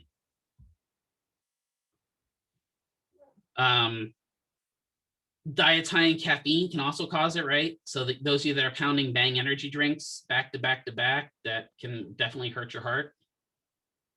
So you've got to maintain everything kind of in balance. Doesn't mean that caffeine's bad, 100% bad for you, but you got to be careful, right? Especially if you're taking it as an exercise supplement. There is another exercise supplement. I'm sure that probably something like that. I'm pretty sure that 9 Red Bulls might give me a buzz at this point with as much caffeine tolerance as I have. It may kill me. I don't know. I know that there's a certain level of caffeine that eventually will cause you caffeine toxicity. But before caffeine in the exercise world, you remember what we were using for increasing exercise tolerance? Were you guys young enough to remember that? Not steroids. Well, yeah, steroids too. Okay. Ephedra. Right? Which ephedra is nothing more than pseudoephedrine.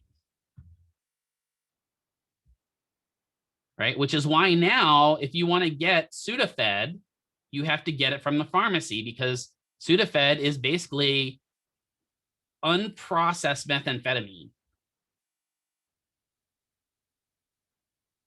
Right? It causes vasoconstriction, causes all these problems to help, right? It's to help the allergy problems, but on the same problem, it speeds up your heart. And back when I was going to the gym hardcore and I was lifting a lot, there was a ton of people in my gym that were stacking ephedra with caffeine tablets in order to lose weight. And I guarantee something, it made you lose weight fast. But the downside to it is it could make your heart explode. So risk reward, just saying, YOLO, exactly. I specifically remember one guy that I had at the gym that dropped like 60 pounds in 2 months from ephedra. For a good time, not a long time, exactly. So all of that can affect it. Exercise intolerance, if they're not doing exercise. What kind of jobs could lend to heart problems and lung problems? Desk jobs, good, yeah. Right, and we're finding out that desk jobs are actually more dangerous than mining jobs. Being a doctor, yeah, actually, it's true. Casinos, yeah, why? Smoke, yep. Construction can be definitely right from the chemicals. Same thing with the mining, right? All that stuff that you breathe in. My granddad, made it through the wars and ended up dying of black lung. And if you've never seen what black lung looks like, it's exactly like it sounds. The coal dust turns the lungs into basically concrete, and it's black concrete. So we got to check them. Peripheral edema. Why would a patient with heart failure start developing peripheral edema? Can you use your logic hats and think about this?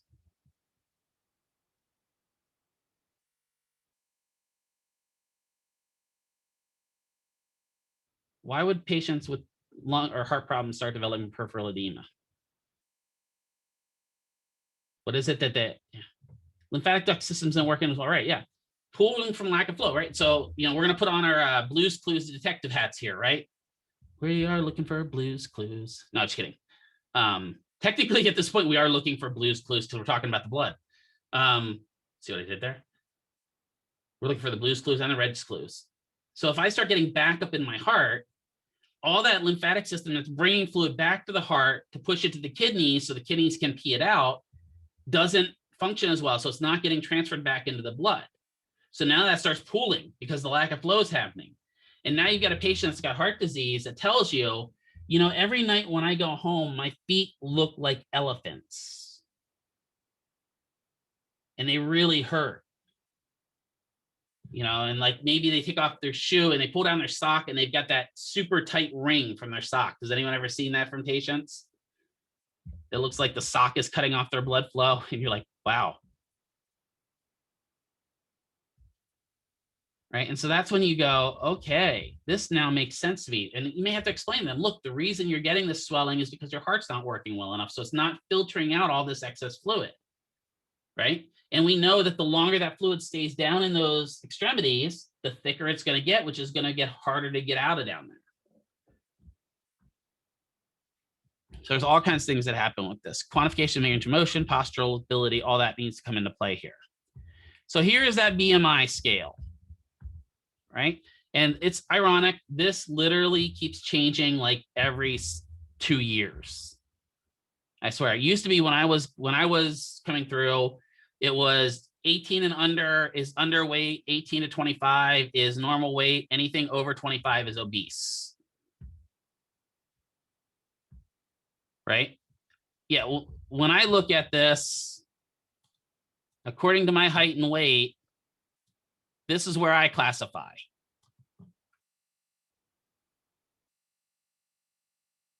Do I look like I'm morbidly obese level 3? Or level 3 is technically classified as morbid obesity, meaning obesity that could kill you. I mean, I know I'm overweight, but like, man, it makes me feel bad. So why is BMI, while BMI is a really good helper, why is it not always 100% accurate? What does it not take into account?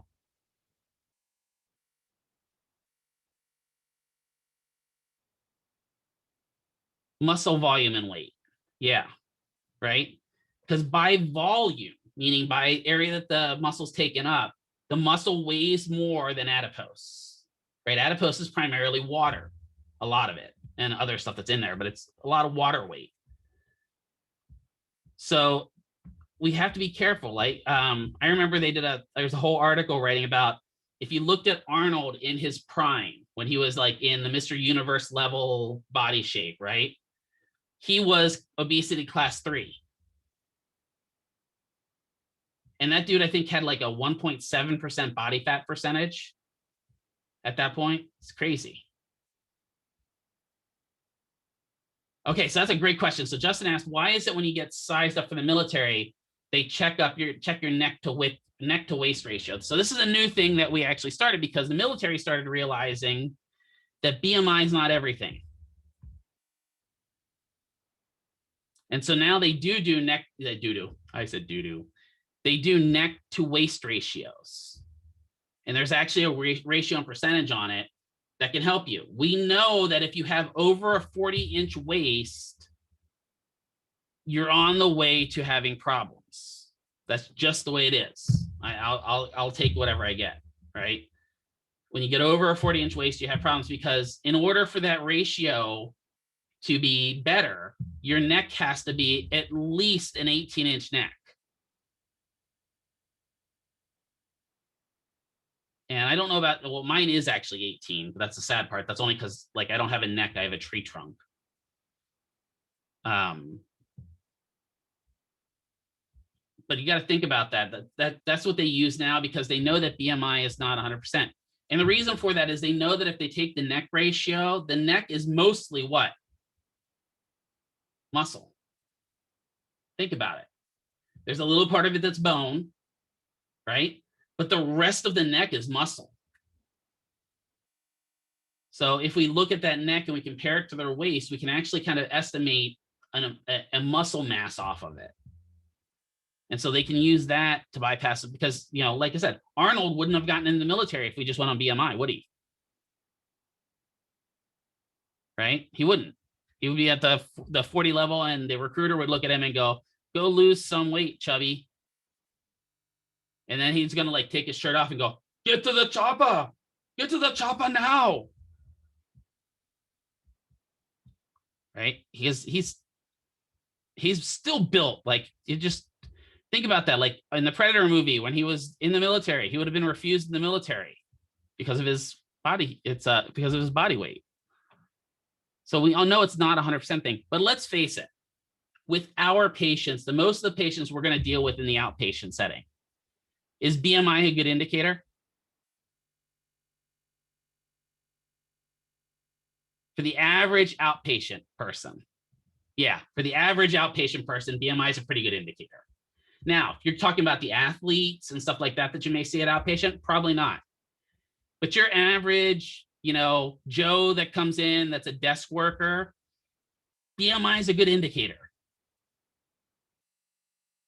Right? It just is, because you can pretty much predict if Joe's, you know, level 2 obesity, he's running some risk. Even me being at the level 3 obesity, I know that there's some ways I could at least get myself down to a level 1. Right? So yeah. Yeah, but it makes you feel good when you realize that you're overweight, doesn't it? Like, just makes you feel so great. Every time I see BMI, it makes me cry. Cognitive deficits are important. If patients got heart failure, they can end up with cognitive dysfunction. So they can end up with cerebral infarction, right? A blood clot, or hypoperfusion, meaning less blood going to the brain. Often they call this cardiac fog, where the brain's not getting enough blood, so the patient just kind of is in this fog state or fugue state. Perceived pain or breathlessness can be measured on a 0 to 10 scale. We can use that 0 to 10 scale for a ton of things, right? We can measure pain. How hard is it to get out of bed? You know, how short of breath are you? That's a really good scale.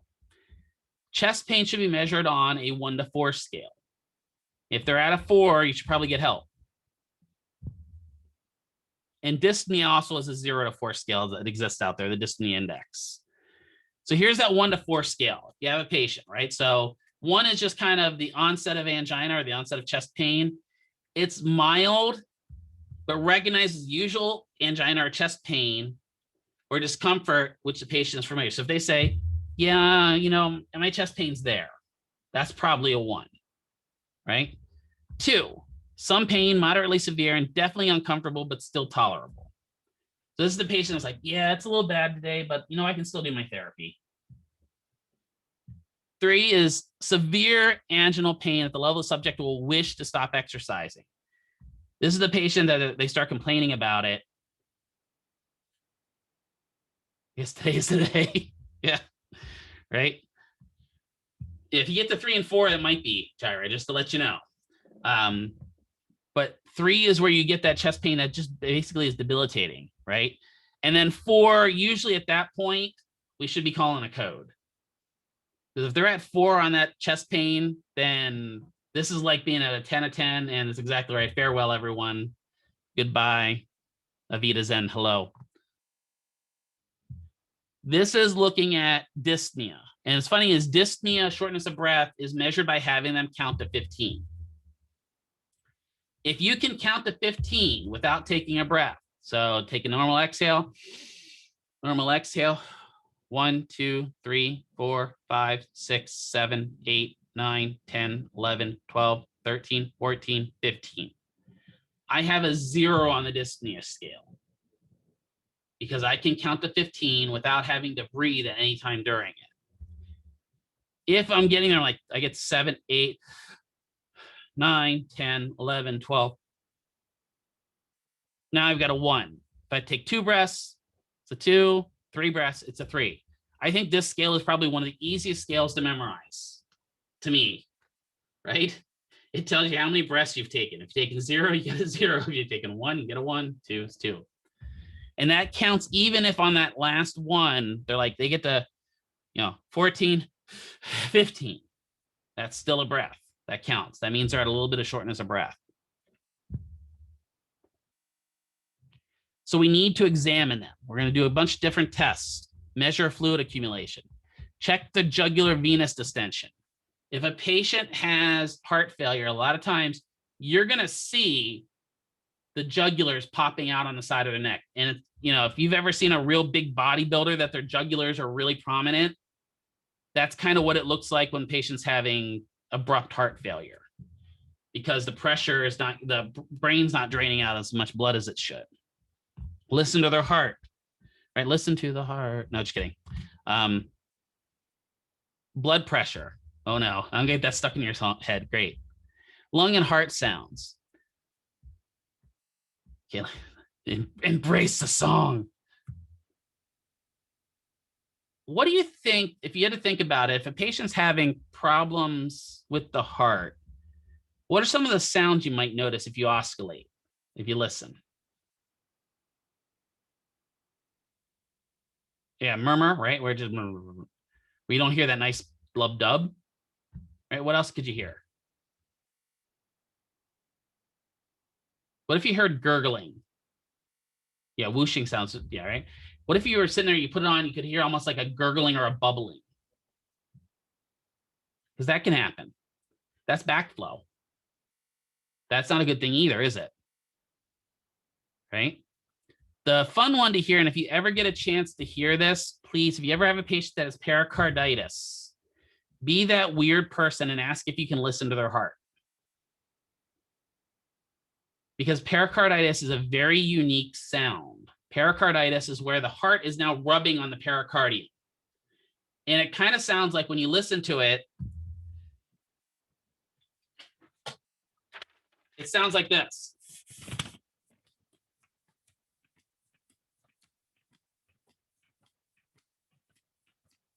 You can hear the normal heartbeat, right? But you hear that rub as well. It's a wild sound. And if the heart's pushing the pericardium, that means either the pericardium's swollen and swollen in, or the heart's swollen and swollen out. Problems. Listen to their lungs. What kind of stuff would you hear in the lungs, maybe? If they've got cardiac backup.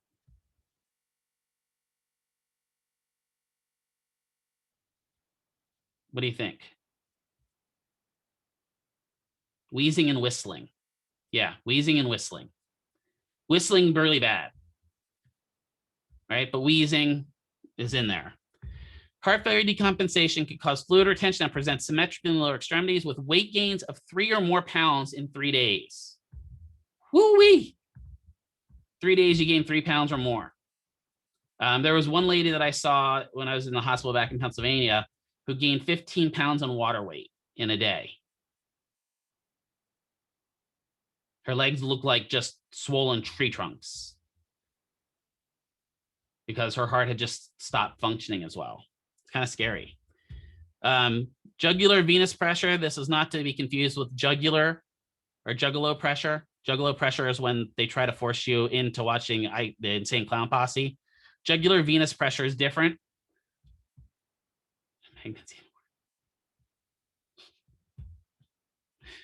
Will be elevated in patients with heart failure because can't pump blood out of the heart adequately, causing blood to accumulate in the venous system. Heart rate and rhythm are also indicators of the patient's physiological status. What kind of stuff might you notice in the rhythm of the heart if they're having heart failure? So the rhythm meaning the way it's actually the beats, right? Yeah, and it's arrhythmic pattern. Good, right? So not a normal, right? Or maybe it's, or it's, no, just kidding. There's no Terminator sound in people's hearts.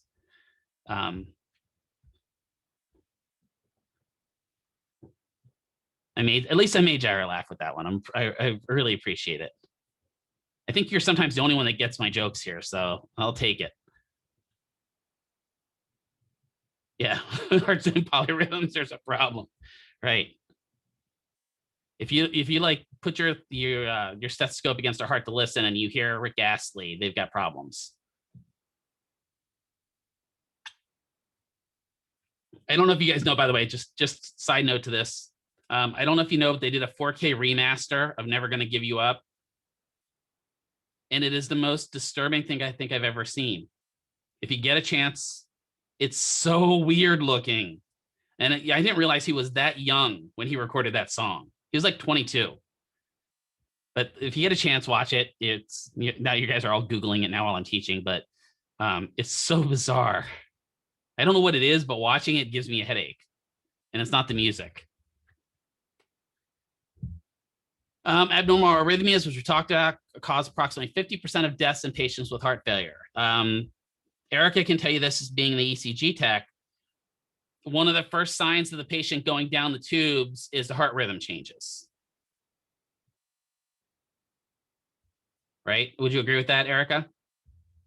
Right? If the heart rhythm suddenly goes from being 40 beats or 60 beats a minute to 20 or something weird like that, that's a problem. So we need to monitor heart rhythm, right? We may have to put them on telemetry if available. If the patient's on telemetry in the room, to save people like Erica that were ECG techs, don't just unhook them, right? Let the ECG tech know, please, before you take them on portable telemetry, because they will freak out when the patient flatlines at the desk. And don't, can I just put the pads on me? No, you can't just put the pads on you. I don't know why. I remember I had a student ask me that once. No. So you're going to have to check their heart rhythm. When I'm walking a patient, if they have one of those smart watches like the Apple Watch with the heart rate rhythm, I usually, it is, but still, it still freaks you out initially when you look over at it. That's what I'm getting at. If they have one of those Apple Watches or one of the Samsung watches or one of whatever 1,000 different smart watches, you can have them put the heart rate on the display. So when you're walking them, you can peek at it. Those things are really accurate at measuring that.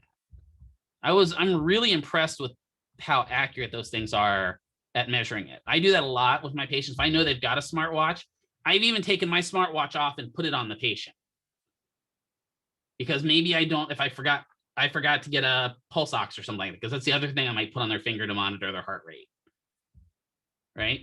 So it's nothing. I can always wipe my watch down. That's why the Apple Watch I have has one of those sport bands, because that way I can take the super cleanser and clean it right off. Yeah, I did that once. I took a patient outside and the ECG tech freaked out on me. Because all of a sudden it's like, no reception. So they came finding me. I was going outside to work stairs with them. But anyway, it's kind of funny. Don't do that to them. Make sure you let them know if you're taking them anywhere.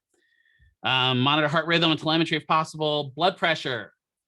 When I'm doing patients that have heart problems or lung problems, I measure blood pressure at the very beginning about mid-therapy, and at the end. I may measure it more frequently than that. Now, the good news is it's pretty rare nowadays that we have to take manual blood pressure. Usually we get that thing that goes along with them and just pumps up. I saw at one of the hospitals down in Tucson, they now have wireless blood pressure cuffs, which to me is cool and scary at the same time.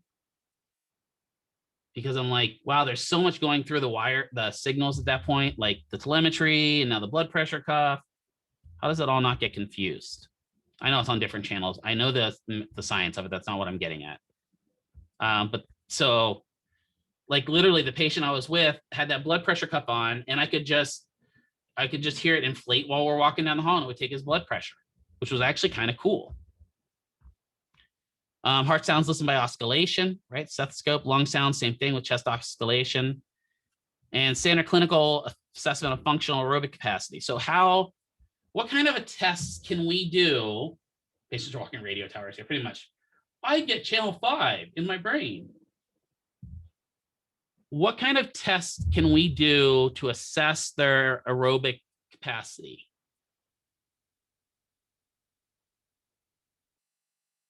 What's a simple test we can have them do? Tug, good, timed up and go. Excellent. That's an easy one. The 30-second sit to stand test. Did you guys hear about that one before? Where you just have them sit up, sit down, and stand up as many times as they can in 30 seconds. And then the ultimate kind of measure of that is the 6-minute walk test. What do you think happens in the 6-minute walk test? You walk for 6 minutes. Good, right? And then we're looking for the distance they travel over that time, right? So distance over time. So METs, you'll hear this quite frequently. METs are the metabolic equivalent levels that can be determined by exercise testing. It helps determine how much energy they're actually using, right? This is not the like museum METs or the baseball METs. This is looking at how many metabolic equivalent levels they're using or burning while they're doing activities. I just mentioned the 6-minute walk test, probably the easiest test you can do. What does a 6-minute walk test require? No, I mean, what do you need to do it? You don't even need a treadmill. All you need is a clock. Yeah. Honestly, I've done it in a patient's room before where I've walked back and forth around their bed with them for 6 minutes. I measured about how far it was around their bed because they were on they had to be attached to, I forget what it was in the wall. I think it was an EG tube or something like that, NG tube.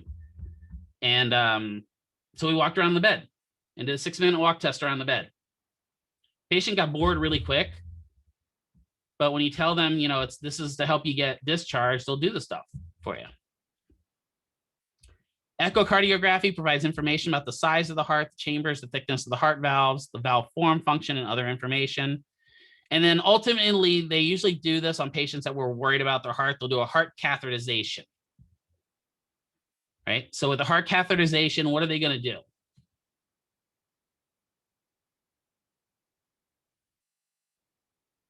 There's 2 different types of heart caths. One heart cath is a pressure cath. That usually goes in up here at the neck. That goes in, yeah, well, there's 2 of those. So there's 2. There's one that goes through the neck and the one that goes through the groin. The one that goes through the neck is usually measuring pressure. So that's going to usually stay in. And that measures the pressure in the major vessels, right? The other one is the heart cath to go in and look at the blood vessels. And that usually goes in through the femoral artery. So they slice open your femoral artery, they stick a camera up your femoral artery, and they feed it all the way back up to your heart. And they can go through all the little vessels in your heart and look at the vessels in your heart and see how blocked they are. It is cool until you have it done to you. This is another funny Mr. McKeever story because they can't knock you out for it. So they put you in twilight. I don't know if I've ever told you this story, but to me, it's hilarious to this day. They thought I had a heart blockage a long time ago. It turns out I have a secondary node block, which probably leads to the problem I had the other day, that time in the hospital too. But they did a heart cath on me. So they put me in twilight and I'm just kind of staring there like, you know how you're kind of doped up from that. And they put this big glass shield around my leg and then sliced into my femoral artery. And it was like a scene from a horror movie. across that glass shield. And they're running the heart catheter up through. Now, after they take that catheter out, they have to close up that artery. So they have to put pressure on it. And they have these special leg cuffs that they put on, that they bandage it, stitch it, and everything like that. And they put this leg cuff on to put pressure on it. Unfortunately, they did not have a leg cuff big enough for my thigh. So that meant that somebody had to stand there and hold pressure on my wound for almost 3 hours. That wasn't awkward at all. Just saying. Standing in recovery with just somebody standing there holding pressure. I have the best medical stories. It's great. I've always had evidently they don't make, jumbo size, size 28 thigh leg cuffs. And it's funny is because my thighs are probably the waist size of some of you people, or bigger than your waist size. 2 disease-specific measures have been developed to assess the quality of life in patients with heart failure. We have the Minnesota Living with Heart Failure questionnaire and the Kansas City Cardiomyopathy questionnaire. These are ones that patients can fill out. These are self-reports. What is the one downside to giving a patient a self-report? They have to be what? Patient has to be honest. Right? The data is only good as the data the patient gives us. Aerobic exercise, probably one of the best things we can do for patients with heart conditions, even if it's something as simple as walking, right? Here's the thing that's important. We need to be thinking about this. Isometric resistance exercises should be avoided in patients with heart failure because it increases the afterload on the heart. So now you have a patient that has a total shoulder replacement that also has congestive heart failure. What's some of the first exercises you have a total shoulder replacement do, or a rotator cuff repair? Isos, right? But when you have them do those isos, that increases the load heavily on the heart. So you have to be really careful with that. We often forget about that. I've seen a lot of times where the PT will order like isometric all movements in the shoulder. I'm like, hey, Bob's got heart failure. Oh, well, that wouldn't be good. Yeah, it's amazing how much just that, so smoker who had to sit down after doing isometrics, that tell you how little their body's functioning. That just blows your mind, doesn't it? You're like, wait, that tired you out for doing this? I don't know. Let's also think about it this way. If we were doing resistive exercises, would it be upper extremities or lower extremities you want to be more careful of? Okay, why? Upper's right. Good. Good guess. Why? Yeah, it's closer to the heart, right? The legs, we have, think of the blood vessel sizes that are in our legs, right? Those blood vessels are massive. And so they take a lot of that pressure increase a lot better than the tiny vessels we have in our arms. So you get somebody doing black TheraBand and they've got a heart failure, maybe not the best idea. Just saying, right? So if we're doing resistive exercise and we want to work on a resistive exercise, could we do less weight and more reps? Yeah. Right? Because then we're getting a little resistive along with what? Some endurance. Right? So that's what we can do. I think that was part of the reason why when I was in the cardiac wing over at, I'm the worst patient, over at Desert Springs, that when they came in and I was doing push-ups, they were freaking out. Because, you don't get much more load on the arms than doing push-ups. You can if you're doing bench press. Like, I know Justin's going to come along and go, I get a lot more load when I bench press than when I do push-ups. But I'm pushing up a good bit of weight when I'm doing push-ups. So I'm just saying. So 3 important factors affecting the risk of exercise in patients with heart failure is patient's age, the intensity, and the presence of ischemic heart disease. So if the patient is older, we want to reduce the load, right? If we have patients got heart disease and is in their 70s, we're not going to work them as hard as patients in their 40s and has heart disease, right? And if we know that that disease is ischemic, we have to be careful because ischemic means there's a blockage. If there's a blockage, that means it can move. If they can move, that means they can throw a pulmonary embolus or a stroke, which pulmonary embolus is just a lung stroke, right? Exercise should be avoided during failure decompensation, meaning a patient just had a heart attack, it's probably not the time to see them. Right? So maybe your patient's on the cardiac wing, they came in with a heart attack, and now they've had a second heart attack while they're in there. That would be a day that you probably would want to waive off therapy, or if anything, just help them get out to a chair. That's definitely not going to be the day you're going to be walking them around in the Mary Walker around the hospital. So here's strict contraindications for exercise. If your blood pressure systolically is over 240 or your diastolic is over 110, that is a no-go for exercise. Think about that for just a second. 240 millimeters of mercury and you start exercising, your heart's going to explode.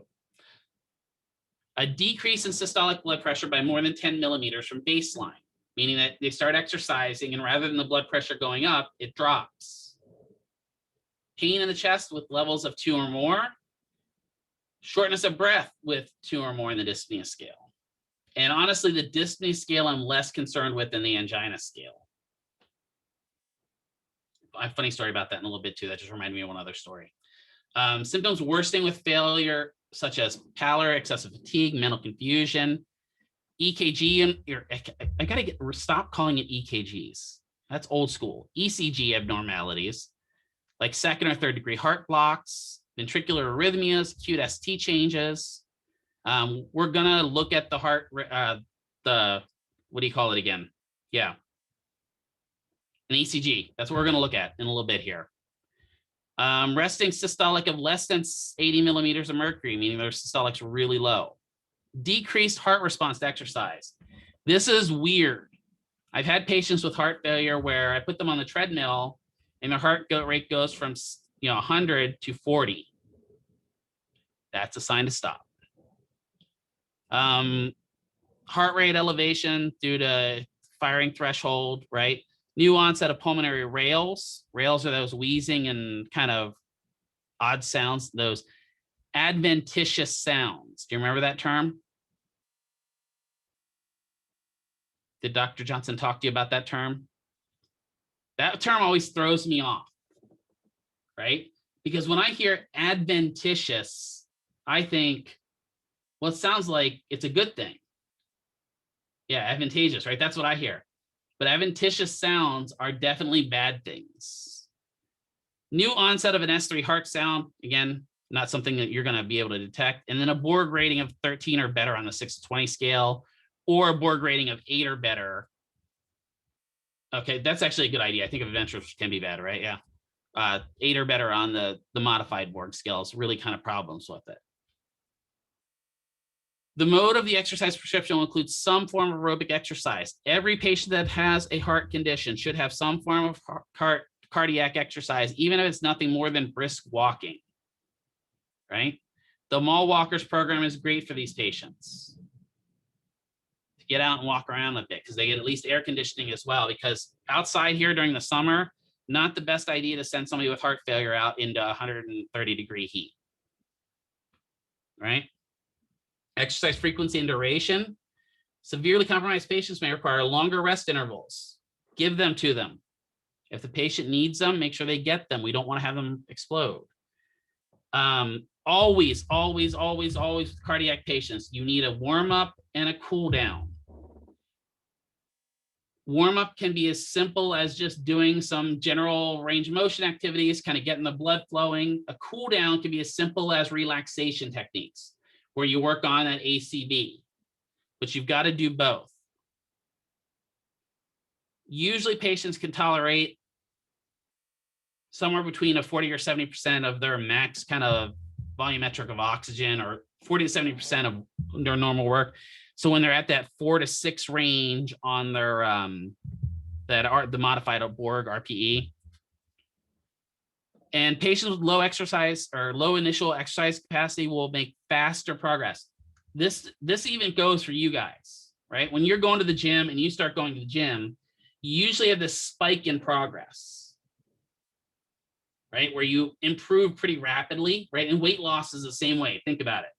When you're actually going hardcore at weight loss, you start off really rapid in your weight loss, and then what happens to that weight loss?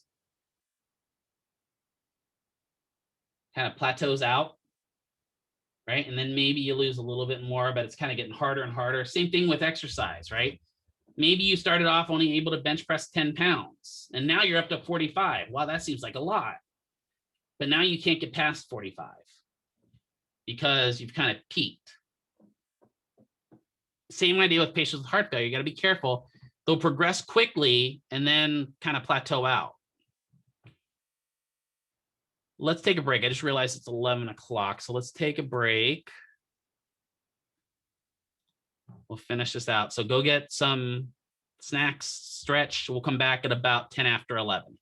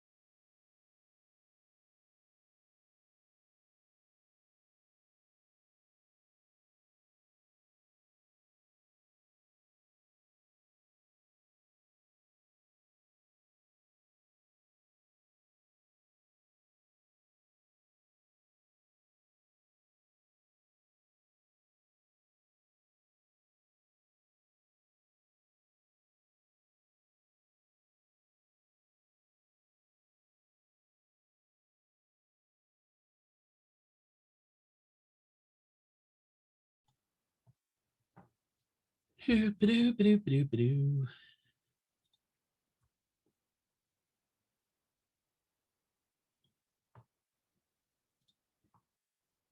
had a knock at my door. It was some girl trying to sell Girl Scout cookies. I don't need Girl Scout cookies. I mean, I need them, but I don't need them. All right. Looks like most of us are back. So we are recording again here. So now we're going to talk about heart transplant. So patients that, may be indicated with end-stage heart failure, they may look at doing a heart transplant. Literally, it's exactly like it sounds.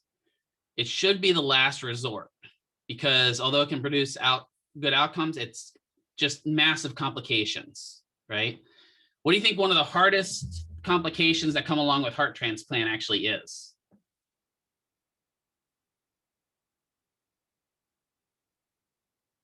Well, finding the heart, right? Because the heart has to be genetically matched to you and it has to be the right size and all those fun things. I'm not going to ask you because I thought about it and then I rethought my question about asking how many of you guys are organ donors, but I would highly recommend you guys to become organ donors because, I love people. Like I have people in my family that are not organ donors. And the reason they're not organ donors is because they're afraid hospitals aren't going to take care of them if they get sick. They're just going to try to harvest them for organs. Yeah, I told you my family's a little weird. But in reality, it's one of the most selfless things you can actually do, right? I thought about it before. If I'm dead or I'm dying, I don't care where my organs go. I don't need them anymore. I'm just saying, right? I don't know. It's the way I look at it. There obviously are religious concerns for certain people, certain religions, because certain religions require the whole body to be interred. But I'm a little weirded out by that too. When you realize how much the United States is taken up by graveyards, like you have actually, I forget, there was a whole thing on that on History once that talked about how much the United States is taken up by graveyards, and it's a large percentage of the United States, and those are like known graveyards, and we're not talking about like they moved the headstones but didn't move the bodies type graveyards.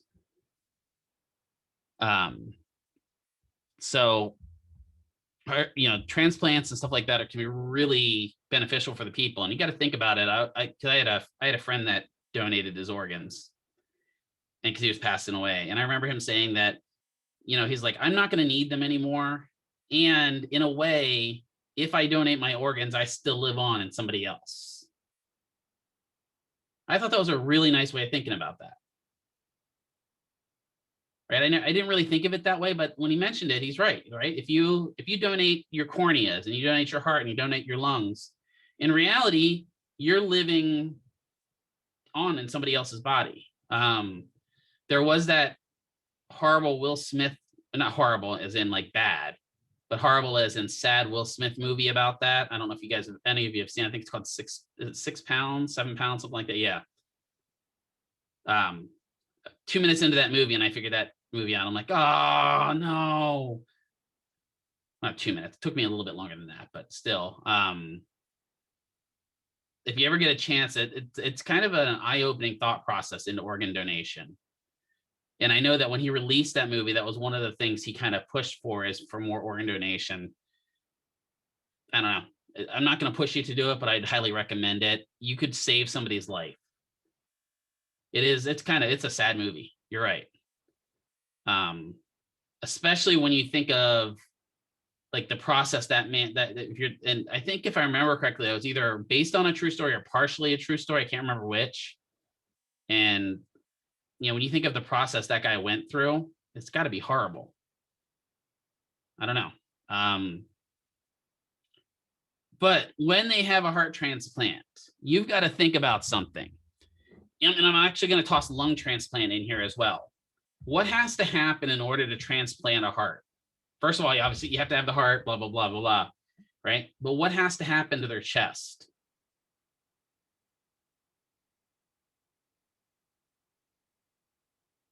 They literally have to be split stem to stern. Yeah. Right. So the breastbone has to be split right down the center. And I watched the heart surgery, and that's one of the ones I will never, ever want to watch again. I'm going to be 100%. It was cool once they got in there. But man, the sound of the saw going through the breastbone and then them putting the rib extractors to open up the person's chest. Yeah, that was almost enough to make me pass out. And it wasn't from watching it. It was the sound for whatever reason that got me. But like actually getting to see the heart and seeing really how small the heart is. I don't typically watch ASMR videos now. Seeing how small the heart actually is. I mean, I think of the heart, I'm like, oh, it's got to be the whole. No, it's like this little tiny organ. It's this little itsy bitsy thing. I'd love to watch a transplant of it as long as I can come in after the chest has already been cracked. But they'll never do that because transplants are really, really super sterile procedures, right? So if I've had my breastbone cracked open, even for a regular, like, what do you call it? Valve replacements and stuff like that. Well, not valve, but open heart surgeries. Man, I just can't imagine. Just like I'm just sitting here thinking about it. My chest kind of hurts thinking about how much pain those patients must be in because now they got staples all the way down their chest. And then you're like, what? I wonder why they don't want to do therapy. Well, I don't think you'd want to do therapy either if you had your chest cracked open. Maybe it's just me, but exercise is recommended post-transplant management. It includes proper nutrition, drug therapy, and frequent medical surgical follow-ups. You really want to be careful with heart transplants, lung transplants, kidney, actually just transplants in general, because most of them are going to be on immunotherapy. Why are they going to try to lower the immune system of the person getting the transplant?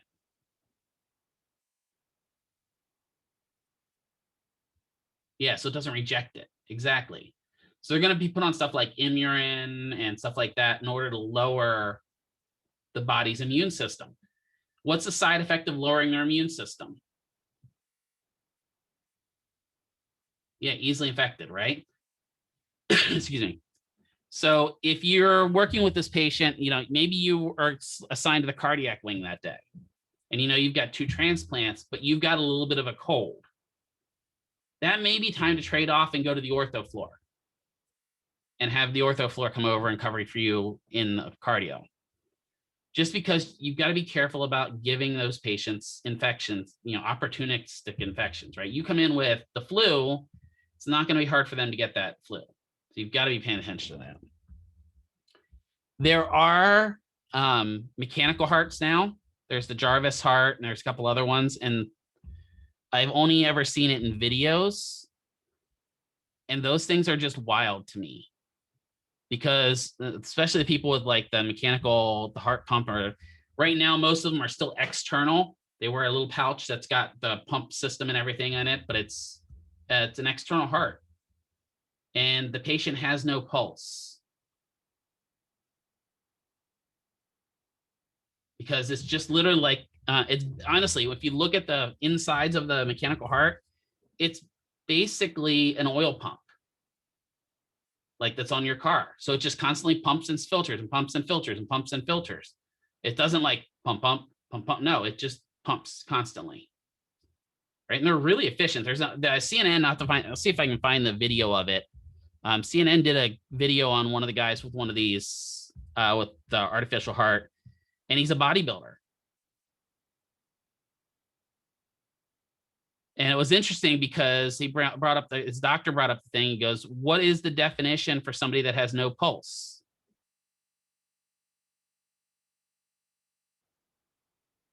They're clinically dead. So his patient who has this artificial heart is technically clinically dead. And they would be a zombie. Theoretically, I mean, right? They'd be a zombie or a ghoul or a ghast, or I don't know what we'd want to call somebody with an artificial heart. But it's kind of cool. I'll find the video. I know I was looking for it on break, but I couldn't find it quite yet. There are all kinds of mechanical devices that help provide temporary permanent relief for heart. There's intra-aortic balloon pumps. ventricular assist device, VADs, LVADs, cardiopulmonary bypass machines. There is, extracorporeal oxygen therapy, right? ECMO. Has anyone heard of that before? Did I mention that before? I may have. ECMO, ECMO, extracorporeal membrane oxygenation, ECMO. Has anyone heard of that before on The Good Doctor? What is it? Extracorporeal membrane oxygenation.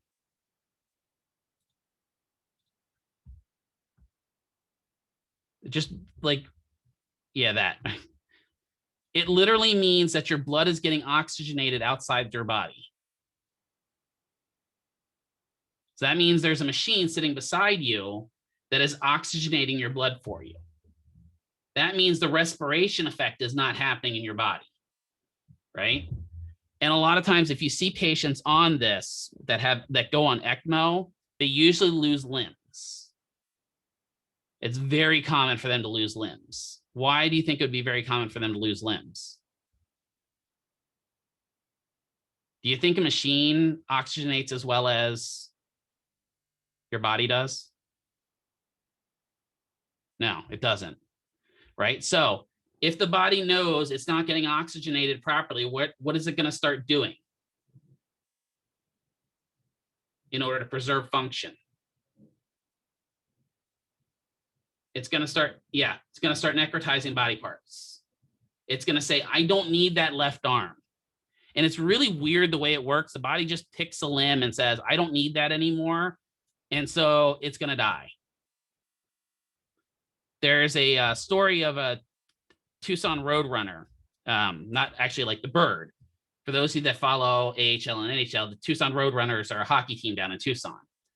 And don't even joke about the fact that there's actual ice hockey in the desert. Yes, it happens here too. We've got 2 of the teams now ourselves, right? But it is kind of ridiculous when you think about it. But his name, I want to say his name's Cunningham was his last name. He literally collapsed on the ice at, I think, 23 or 24. His heart just stopped. He was on the ice. They were skating around for the game.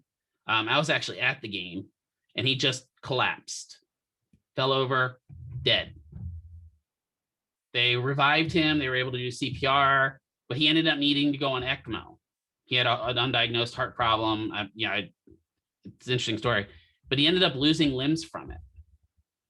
And like a few months ago was the first time he was able to get back on the ice without a leg, which was actually, when you think about it, it's actually kind of cool that he's able to do that. But, basically he died and we were able to save him. And some of the stuff that we can do is kind of really amazing. With VADs, whether it's an LVAD or an RVAD. So if you ever hear a patient being on a VAD or an LVAD or an RVAD, those are to help the ventricles. Doesn't matter if it's an LVAD and RVAD. I know that my presentation here says LVADs. Doesn't matter if it's an LVAD or an RVAD.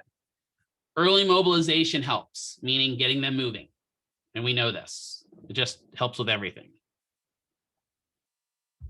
So we're going to do a quick anatomy review here. Because on, well, actually, this is the actual, this is the anatomy review. I want to go through this anatomy review real quick, and then we're going to talk about percussive therapy then on Monday. So looking at the anatomy review of the respiratory system, right? We have the upper tracts, which are the nose, the parasinuses, pharynx, and the larynx. We have the middle tract, which is the trachea, and the lower tracts, which are the main bronchi and the smaller bronchi, right? So looking at this is kind of the pulmonary circulation. Oxygen comes back to the heart, right? Enters the right atrium. The right atrium contracts. Blood passes to the right ventricle. The right ventricle contracts, pumps it to the lungs, right? That lung then gets the blood through the pulmonary valve and travels through the pulmonary artery. It gets oxygenated out in the alveoli, right? Returns to the right or the left atrium. Left atrium contracts, passes the mitral valve, goes down to the left ventricle. Left ventricle at capacity, then the valve closes, preventing backflow, and the ventricle contracts and sends it out through the aortic valve into the aorta. You remember all that magical stuff there? So I will say, so one of the big questions I get here is, do we have to remember the valves? Yes, you do. You will get questions on what valve is between the right and the left ventricle, or the right atrium and the right ventricle. You will get questions on that. So if you haven't remembered that, maybe go back and review it. I'm just telling you to. Try before you buy. Good.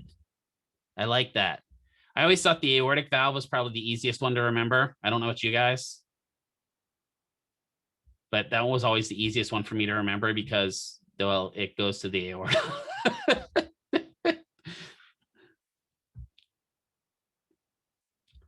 So in the lungs, the oxygenated blood comes through the lungs out into those alveoli. It changes that perfusion rate out there in those alveoli. It pushes the carbon dioxide into the alveoli and absorbs the oxygen out from the alveoli. I know I mentioned here other allotropes, right? So dioxygen is the most common allotrope, or the most common function, most common present oxygen out there. But have any of you ever heard of ozone? Right? Ozone, when do you hear about ozone frequently? Other than Seafood City? Well, ozone layer, okay. Have any of you ever been to Seafood City or any of those markets like that? And you walked in and you get that weird kind of burny smell in your nose? Right? That smell is ozone, because they use ozone filters, because ozone is really good at suppressing fish smell. You can also get it after a big lightning storm. You go outside and you get that smell and it's like, kind of smells funky out here. That's ozone, right? That's O3. There are all kinds of other version allotropes of oxygen, but we like O2, dioxygen. Interesting, at the level of the capillaries and alveoli, there's that level between them is one cell layer thick. I can speak. So it's not very thick is what I'm saying. It's very, very thin. The barrier between the two is about 1 micron, or 0.000039 of an inch. That's almost unmeasurable, right? The lungs then get rid of the carbon dioxide out of the body. So what are the primary functions of the respiratory system? We talked about a little bit: respiration, defense, and acid-base balance. We talked about this already, so I'm not going to cover this. We've beat that to the dead horse. We are going to talk about pulmonary pathology real quick. The two main categories of pulmonary pathology are restrictive and obstructive. Restrictive is the inability of lungs or pulmonary system to expand. Obstructive is where there's a blockage. So I get a broken rib, and that rib does not enter the lung, but it's broken and it's not allowing my chest to expand. Is that a restrictive condition or an obstructive condition? Good. I have asthma and my bronchioles are closing off. Is that restrictive or is that obstructive?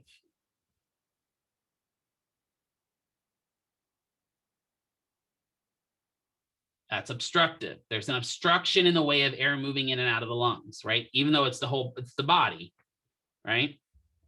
So typically when I think of these things, I usually think in my brain, restrictive stuff is outside the lungs. Obstructive stuff is kind of inside the lungs, right? Now, when I say outside, it could also be the outside of the lungs, right? The outside of the lungs could be non-pliable and therefore be a restrictive problem in the case of what the condition that kids get, where the lungs start becoming fibrotic. Cystic fibrosis, good, right? Now I say kids, there are adults with it. Please don't think I'm just judging kids on cystic fibrosis, right? Some restrictive examples: hematoma, interstitial pulmonary fibrosis, bronchopulmonary dysplasia, advanced age, fibrotic change, trauma or surgery can cause it. Scleroderma, and any type of condition that can affect the skin. So with low oxygen, that's a really, technically it would be classified as restrictive, Jair. So Jair asks, is low oxygen would be considered restrictive? Technically it would. because there's not an obstruction in the way. Does that make sense? Now, if you had low oxygen plus allergies, now we could argue both ways. But low oxygen technically would be restrictive. An area of high pressure could be considered restrictive as well. So like if you're down in the bottom of the ocean and you're having trouble breathing, even though you've got a scuba mask on, that technically would be restrictive as well. But I want to mention scleroderma because people that have scleroderma and psoriatic arthritis and stuff like that can develop the same plaques on their lungs. If the skin can get affected by it, guess what? The lungs can also get affected by it. That's sad. Ankylosing spondylitis, so problems with the spine, postural deformity, scoliosis definitely affects breathing. Spinal cord injury, cerebral palsy, muscular dystrophy, Parkinson's, all are restrictive. Pleural disease, so problem with the actual pleura. And then obesity or ascites, or ascites as I like to call it because that's the way I remember it. Obesity, obviously, big belly syndrome, right? What is ascites? You guys remember that?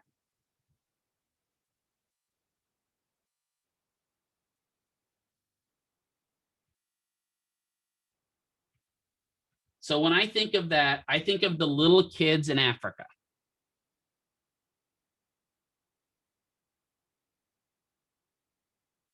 What do their bellies look like? Yes, right?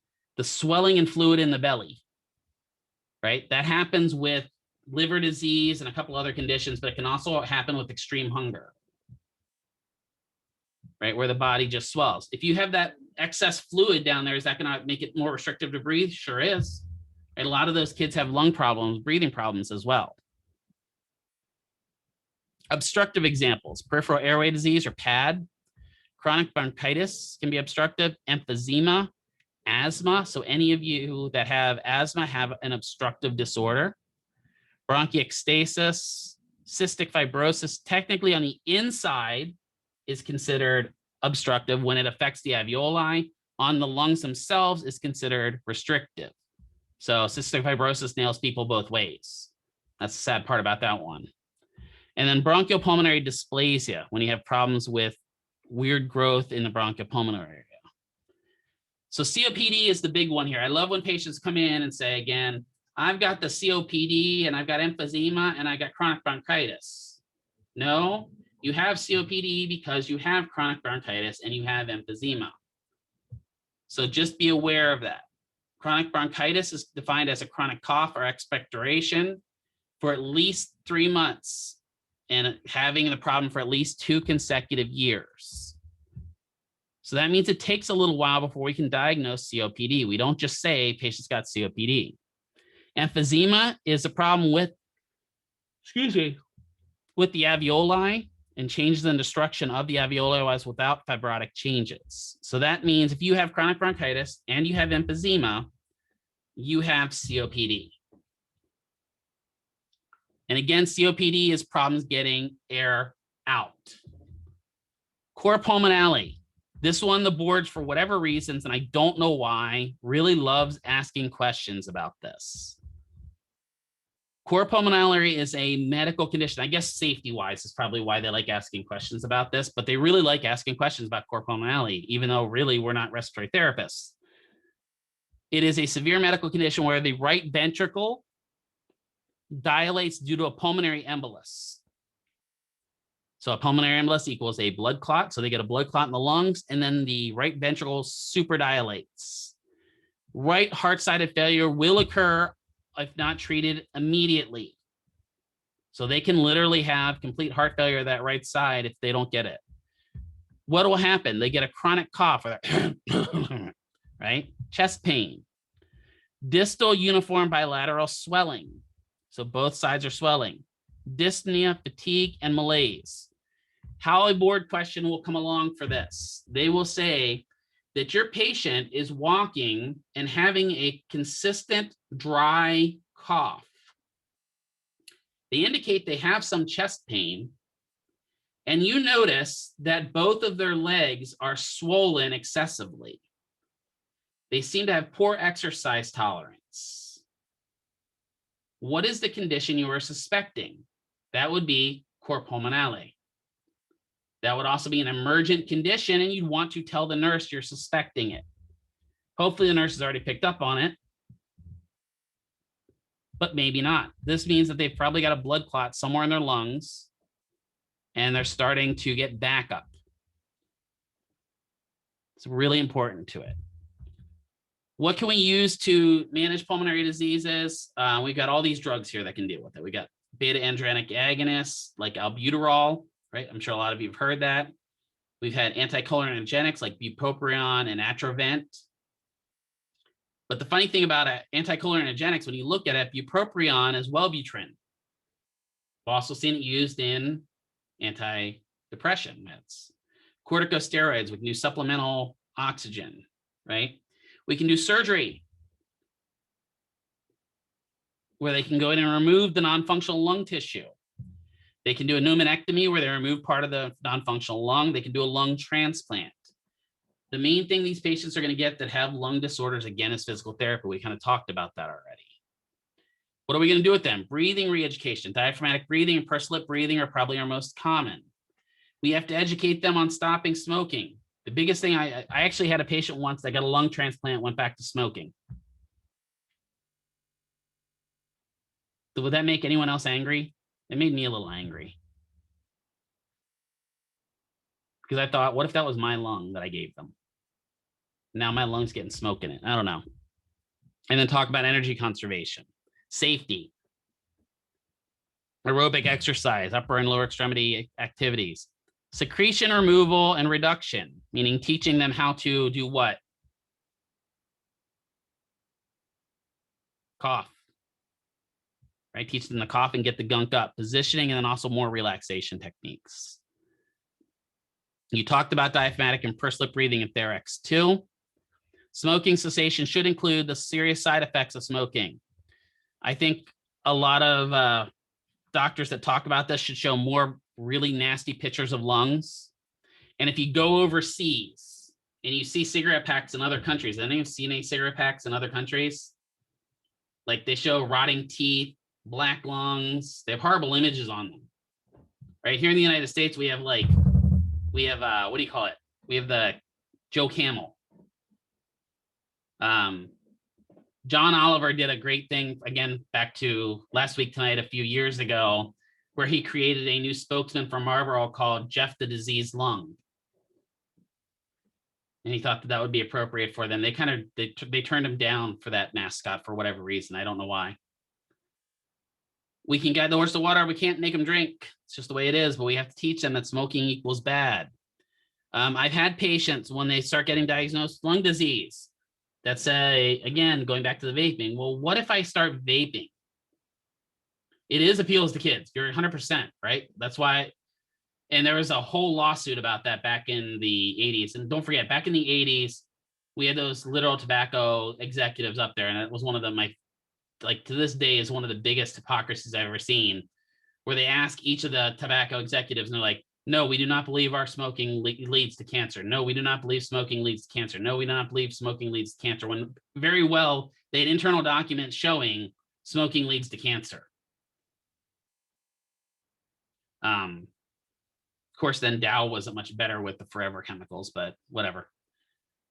Energy conservation and safety is going to be our big one that we have to teach these patients, because they're not going to be able to do the same things they used to be able to do. We may have to help them use other types of techniques to help breathing, right? We may have to give them that inspirometer, teach them how to use the inspirometer. With patients, again, that either have heart or lung conditions, they must include a warm up and a cool down. Any exercise that affects the shoulder or trunk will help mobilize the chest. Seated toe touches to open V's. I do these a lot with my patients, where I have them sit at the side. They have their arms up to the side, and they reach down, bring their hands into the point of the V, and then open way back up. That expands that chest wall, and that can help with breathing. High trunk rotations, just having them rotate their arms back in the trunk. All that can actually help with breathing. Postural drainage techniques. We're going to talk, I'm going to demonstrate this next Monday after the clinical information. but we're going to talk through the techniques right now. With postural drainage, it's using gravity to remove secretions from the lungs. Postural means we're going to put them in a specific position. We're not going to do anything. That is not a manual technique. The manual technique is then the percussive drainage. This is where we are literally going to beat on the patient. There are a couple of different techniques. Percussion, which is just the beating, right? Vibration, where we vibrate back and forth, and then shaking, where we literally shake the patient. You saw my goatee bounce back and forth. That's great. And then any of those that we do, whether we do postural drainage or we do manual techniques, they need to do that third cycle of ACB, the clearing of it. They need to get it out. So they should be coughing. If they've got gunk in their lungs and they don't cough any gunk up, what does that mean we need to do? We need to go back to the drawing board. Just thinking about it now is making me cough. And work on that percussion. Work on clearing it. Maybe put them in the postural drainage a little more.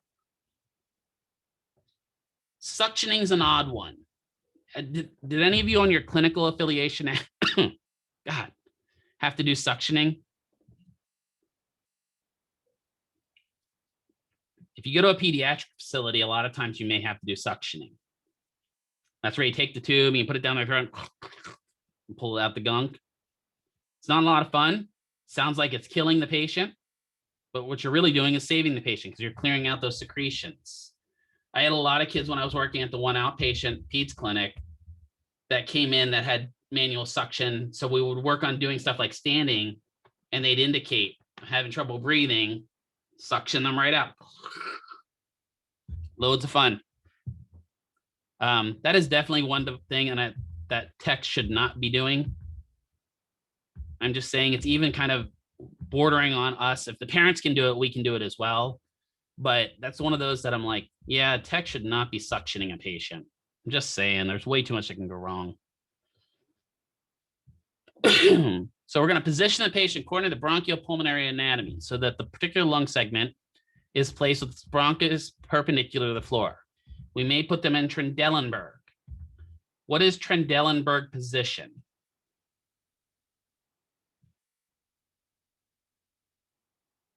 Because you need to know, yeah, feet up, right? So that means a reverse Trendelenburg is,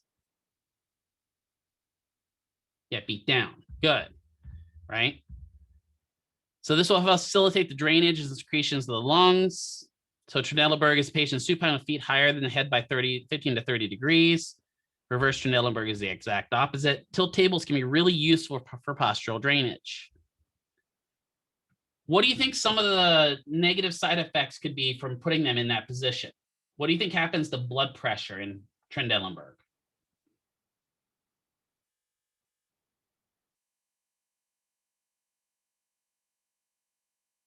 It's going to go which way?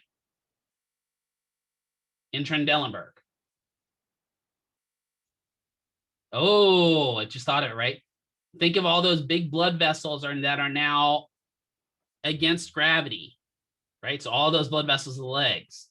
That means the heart's going to have to work hard. That's okay. That's fine. That's why we're going over it. So blood pressure is going to go up. What about at the head? What also is happening? What's her face look like? Yeah, red, right? It looked like a tomato because all the blood's starting to pool up here. So we have to be paying attention to that. We also have to pay attention. Some people just don't like to be upside down. Right? I know we all do that with like our nieces and nephews. We turn them upside down and some of them giggle like little kids and then some of them freak out. They just don't like to be upside down. Same thing happens to adults. Right? Circulatory, they could end up with additional pulmonary edema where swelling backs up in that because of it. If they have heart failure, this can be a problem. If blood pressure goes up and they have heart failure, it can definitely cause problems. It is also going to then affect hypertension. If they've already got hypertension and they're already 140 over 100, and you put them in Trendelenburg, it's probably going to 180 over 120. So you have to pay attention to that. If they've got something like an abdominal distension, a hiatal hernia, or nausea, or recent food consumption, putting them upside down is probably not a good idea.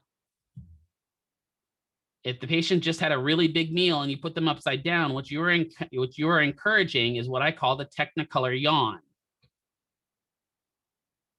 Yeah, barfing. Right, so think about that. So I usually will ask my patients that are coming in for pulmonary type therapy, and again, we don't do this as often as we used to. When I came up through the PTA ranks, we did this a lot. Most times pulmonary therapy is going to be done by respiratory now, because respiratory is taking over a lot of that.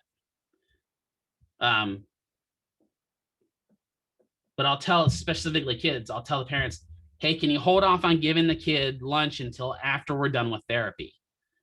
Because I can't tell you how many kids I put in that Trendelenburg position, and all of a sudden the vomit comment goes. And some people can get short of breath. Let's think, if I've got a big belly and you hang me upside down, that belly's going to come up now. Well, I do have a big belly now that I look at it. That belly's now going to come up and put extra pressure on the chest, and they're going to get short of breath. So I have a better picture of this, but this kind of demonstrates some of the positions that we're in for postural drainage. So if my right over here, upper lobe, has a vessel that looks like that, this position is going to help the fluid come back and out of that lobe. So here's my left upper lobe, kind of forward leaning is the best.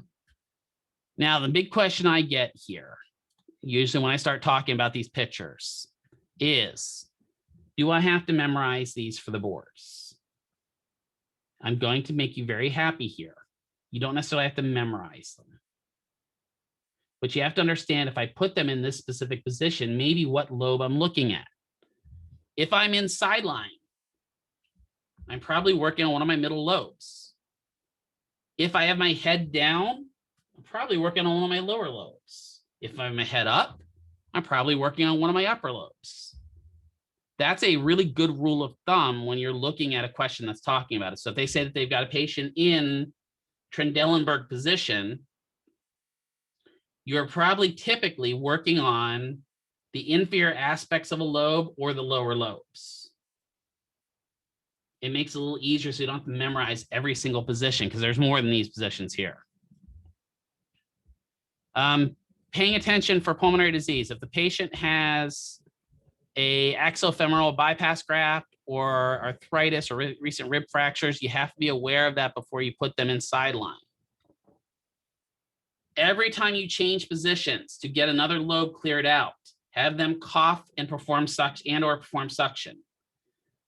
I make sure that when I'm working with these patients, I have a little spittoon, because sometimes just having, especially if you got something that's got a lot of secretions, just having a tissue is not going to be enough to get some of this stuff up. I've seen patients cough up several good piles of gunk out of their lungs.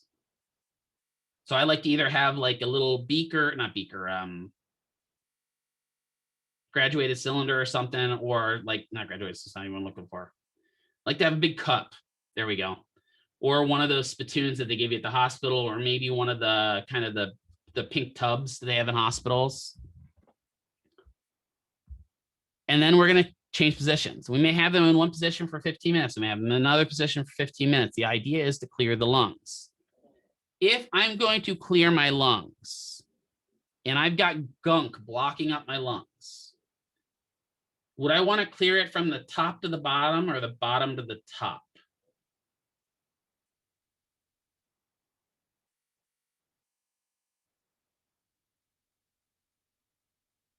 Okay, so I've got a bottom to the top. Got one vote. Let's think about it here for just a quick hot second. So here I've got my right lung. Here I got my left lung. That's a really bad drawing. Yep. So I'm asking, would we want to clear the top first, or do we want to clear the bottom first? Doing clearance. Okay, so I got on top. I wanted to talk about this because that's a common misconception.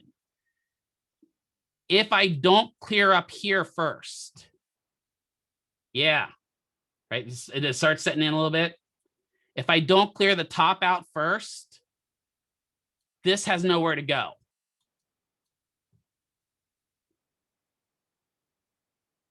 because what'll happen is sometimes when I'm clearing out the bottom, it'll go to the top. Right? So I've got to clear out the top of my lungs here and clear out these upper bronchioles so that maybe I have space for my middle bronchioles to empty. And then once I have my middle ones cleared, I can now work on my lower bronchioles and clear them.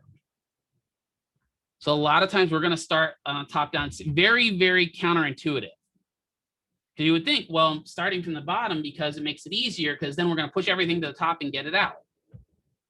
Most times I've treated my CF patients, I clear them from the top first, get everything out up here, get everything out here, get everything out down here.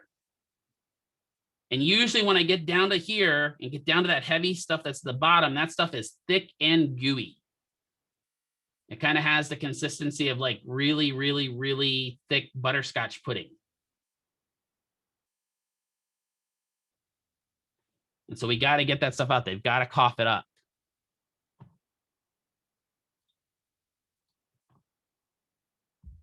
When we're doing percussion, it's a treatment technique which consists of rhythmically and alternately striking the chest wall over a specific lung segment with a cupped hand. So a cupped hand, when you strike it, should give that kind of really hollow sound. Now, the biggest mistake I see in percussion is when people do percussion like this. You're not trying to get a baby to burp. That's what I think of when I hear this, right? When you're clearing somebody's lungs, it is a good solid whack. And this is, we will do a little bit of this during the lab period that we have for those 3 days. So you will get to beat a few of your classmates. This is usually where I finally get to take my frustration out on somebody in the classroom. No, just kidding. And we have some great videos of me doing this. It's fantastic. But when I'm doing that, right, I need to also think about the direction of my strike. So if my bronchiole goes like this, from up this shoulder blade and comes down to the middle, the direction of my strike should be down into that vessel so that it kind of pushes the fluid out. Right? So if I'm on the lateral side and my vessel comes in horizontal, I've got to come in that way, right? The force needs to be adjusted for each patient, but should be strong. And I know it says comfortable. It's not. It's just not comfortable. That's what the book says. It's not comfortable. It hurts. Can be performed over a thin layer of cloth. I usually prefer them to be in a hospital gown for this for 2 reasons. Sometimes when I'm doing this, it makes them sick. And I would rather them not throw up on their clothes. The other reason is I can get a better feel for their lungs if they don't have 50 layers of clothing on. It's usually 2 to 5 minutes per lung segment. So if I'm doing my upper left lobe, I'm going to be beating on that patient for 2 to 5 minutes. Right? When I do mine, I usually open a little bit with vibration just to kind of get them calmed down, and then go to that cupping, and then I go to vibration again to calm it back down. If in the middle of doing that percussive therapy, all of a sudden they're like, I've got to cough, stop and let them cough. Let them cough the gunk out. They're going to. When we practice this a little bit in lab, some of you guys are going to cough up gunk that you didn't even know you had in your lungs. And it's funny is a lot of people go out of this lab feeling like they are $1 million because, man, their lungs are cleared out. It's okay. But think about it. If we've got rib fractures, low platelet counts, osteoporosis, unstable CV status, recent spinal fusion, fresh burns, open wounds, skin infections, or anticoagulants, we have to be careful, right? If we've got a rib fracture, probably the idea is not to do percussive therapy over that fracture, because there's a chance you could send that fracture into the lung. So just be aware of all that. If the patient, we can't do percussion because they've got a rib fracture, we can do vibration. And there is some studies that show it does help with clearance of the lungs. Vibration consists of the chest compression with manual vibration produced by the PTA, tensing all their muscles and a co-contraction. Usually it's performed during an exhalation for 6 to 8 breaths. Shaking, similar to vibration, except it's congenital thrust. I don't do shaking. I don't think it works. They can also use this a cappella device, which forces kind of that air out of their lungs and really does help them kind of clear it. Coughing, there are various coughing techniques. You guys talked about the huffing versus the coughing, right, with Dr. Ovreskin. I'm here to tell you typically what I've seen with, and again, anecdotally for me, huffing is to clear the upper bronchioles, coughing is to clear the lower portions of the lungs. But it doesn't matter if your patient can't cough, huffing's just as good at that point. Anything's better than nothing. Assisted coughing, these are the fun ones. There is a Heimlich type or abdominal thrust type coughing, where you're going to have the patient either in supine or sideline, placed in the heel of your palm, right? Inferior to the xiphoid process. The patient takes a deep breath in, holds it, and then as they exhale out, they're going to try to cough. You're going to push up and in to that diaphragm and try to trigger a cough reflex. Rocking in quadruped. Patient rocks forward and back while looking up and taking a deep breath, and then coughs while the flexed head's down. That's another way of doing it. I've also seen people using the gag reflex to cause the patient to cough. There are different ways to do it. Positions that relieve dyspnea usually use support for the upper extremities are recommended to increase the mechanical efficiency of the accessory muscles. Leaning forward, though, whenever we lean forward, increases intra-abdominal pressure, pushes the diaphragm up into the thorax for a more optimal position for contraction. So if we got somebody that's got shortness of breath after we do percussive therapy, or we're just working with them in the lungs, or maybe some aerobic therapy, I'm coughing. That's why I said it triggered coughs in me, just thinking about it. Those positions, specifically those tripod positions where the patient's kind of leaning over, helps them with breathing. Now, why do you see people standing like this when they're trying to get their breath back? Do you ever see runners like this? Right? They think this is a good idea, then this is better than this, right? It does open the chest up, but the problem is if I'm back here like this, what's that doing to my diaphragm? Yeah, it's tight and it's stretching it out, right? So I can't. Busted that myth for coaches, right? Yeah. I can't tell you how many times I've seen people back like this. This is the best way to recover. There's a reason why this is called the recovery position. Because in this area, the diaphragm has maximum ability to contract, and you can actually breathe a little better. Now, the problem with that is if you get your shoulders rolled way forward, you can end up with further problems breathing, right? So you have to be thinking about everything while you're working with it. A lot of times patients with COPD, this position here can be really good for them. I almost call it the praying position to help give them a little bit of space to breathe better. We already talked about all this stuff already in the other parts of it. Breathing patterns. How are they breathing? Are they inhaling through the nose, the mouth? Or are they having ease of respiration? What's their posture look like? Are they a chest breather or a neck breather? What's their thorax look like? Does one side expand and the other side doesn't? Nail beds can tell you a lot about a patient.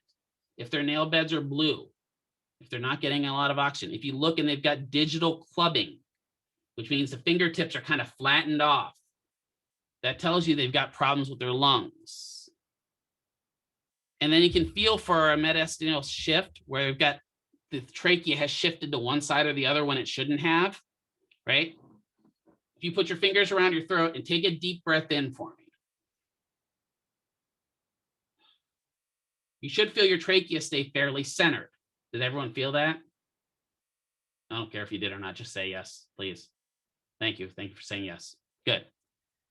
People with a shift, when they take that breath in, that throat usually shifts a little bit. Palpation for fremitus. This is a funny thing that you do need to know for your boards. Fremitus tells us how much or how well the lungs are functioning based upon their vibration intensity. For you, you're going to take both your hands and you're going to lay them on the patient's back. Typically, I say putting them right below their shoulder blades so you can feel their lungs really good. And you're going to have the patient say 99 over and over and very loudly, 99, 99, 99. Why do we pick 99? Because it's a good vibration intensity and it gives us one word to use or one phrase to use. And then you're going to kind of move around their lungs and feel the vibration as they're saying it. It's really wild when you have somebody. If we had a few cohorts ago, we had somebody that was a heavy smoker and we had them do this, and you could literally not feel the vibration in their right lung, but clearly feel the vibration in their left lung as they said this. And that tells us that that right lung's not as effective, right? So it helps us determine the effectiveness of the lungs from literally moving air, or if there's fluid in the space. We talked about oscillation, right? So listening while they're breathing. At the end of breathing, there should be quiet. If there's any type of sounds, which we call vesicular sounds, there shouldn't be at the end of breathing. During breathing, it's okay to have little wheezes and whistles. Like when you take a breath in, sometimes, do you ever do that when you're sitting at home? You're like, sitting there, what is that noise? And you realize it's your nose. You're like, oh God. You're like walking around the house trying to figure out what's whistling, and then you realize it's you. I've done that a couple times, right? Abnormal breath sounds heard in locations that normal sounds are present. So you may hear things like, you may hear gurgling when they're breathing in their lungs. That's not normal. Gurgling means fluid in the lungs. That means pneumonia. They may have decreased or diminished breath sounds where it's really hard to hear them due to severe congestion, emphysema, or hypoventilation. Or if you have an absent breath sound. And some of you may have seen this again in the Grey's Anatomy or like the 911 shows where they listen and they say, I've got no breath sounds. What that typically means is they either have a pneumothorax or a lung has collapsed. And again, that's when they like, does somebody have a knife and a pen? And they cut into the person, right? And gas leaks out. Yeah, don't do that to people. Let the medical professionals do it. Crackles, also used to be called rails, sound like the rustling of cellophane. So that type of a sound. If you hear that in the lungs, they've got crackles. We now call them crackles. They used to be called rails. I don't know why we changed that other than the fact that rails was just a weird word. Wheezes are more musical in nature, like stretching the neck or an inflated balloon. They're high pitched. Those patients are going to have some sort of obstruction, right? And you may have had this, any of you that have asthma know that the more asthmatic you are, the more your breath kind of wheezes in and out of you. Rhonchi are low-pitched kind of grumbles that occur with inspiration. Usually that indicates there's some problem in the lower bronchioles. Stridor is the bad word. So I always think of this in terms of Lord of the Rings. If you see a question that asks you about Stridor, right? He looks foul, but feels fair. Stridor is not a good thing.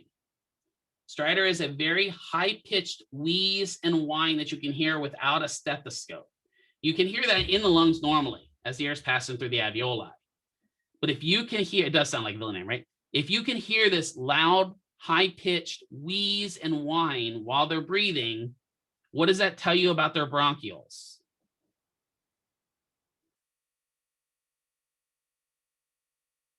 So if it literally sounds like they're breathing through a whistle, they're collapsed. Yeah, that's a medical emergency. They need to get help, right? That means that those vessels are so closed off at that point, they're getting ready to shut off. So these are those adventitious or abnormal breath sounds. Oh, here's this thing. Does anyone hate me yet? So I put all these on this slide. I am not going to read through them. You guys have covered those in anatomy. This is what I want to hit. I think I put this one on here. Did I put the other one? I didn't put the other one on here. You need to know this chart. I don't know how else to say it. We're going to stop with this chart actually today. So, we can pick it up on Monday. You need to know this chart. I wish I had an easy way to tell you how to remember this chart. I don't. There isn't. Like I've tried to come up with acronyms. There is not an easy way. So when I look at this chart, some of the stuff makes sense. Total lung capacity. What would total lung capacity be? All the air in the lungs. That makes sense. Tidal volume is that space that happens in like between breathing in and breathing out. That's kind of my thought process with tidal volume. It's kind of the tide, right? Inspiratory capacity versus inspiratory reserve volume. Inspiratory capacity is how much can you breathe in. Inspiratory reserve capacity is how much can you breathe in after you take a normal breath. So we all breathe normally. I'm sitting here breathing normally now. But at the same time, I've taken a breath, I can still suck more lung air or more air into my lungs. So if inspiratory capacity is the total amount I can breathe in, inspiratory reserve capacity is how much I can kind of move, right? Expiratory is the opposite. How much can I breathe out, or how much I normally breathe out, and then how much extra I can breathe out. The residual volume is the one we worry about with COPD, because that's kind of the dead air in the lungs. And if you look, usually this residual volume is about 1,500 milliliters. But as we get COPD, that goes up and up and up. And as that increases, that means all these other stuff decrease. So if you get a question on COPD and it's asking you, which of the following parts of the lung, capacities of the lung are most affected by COPD, the most affected is residual volume.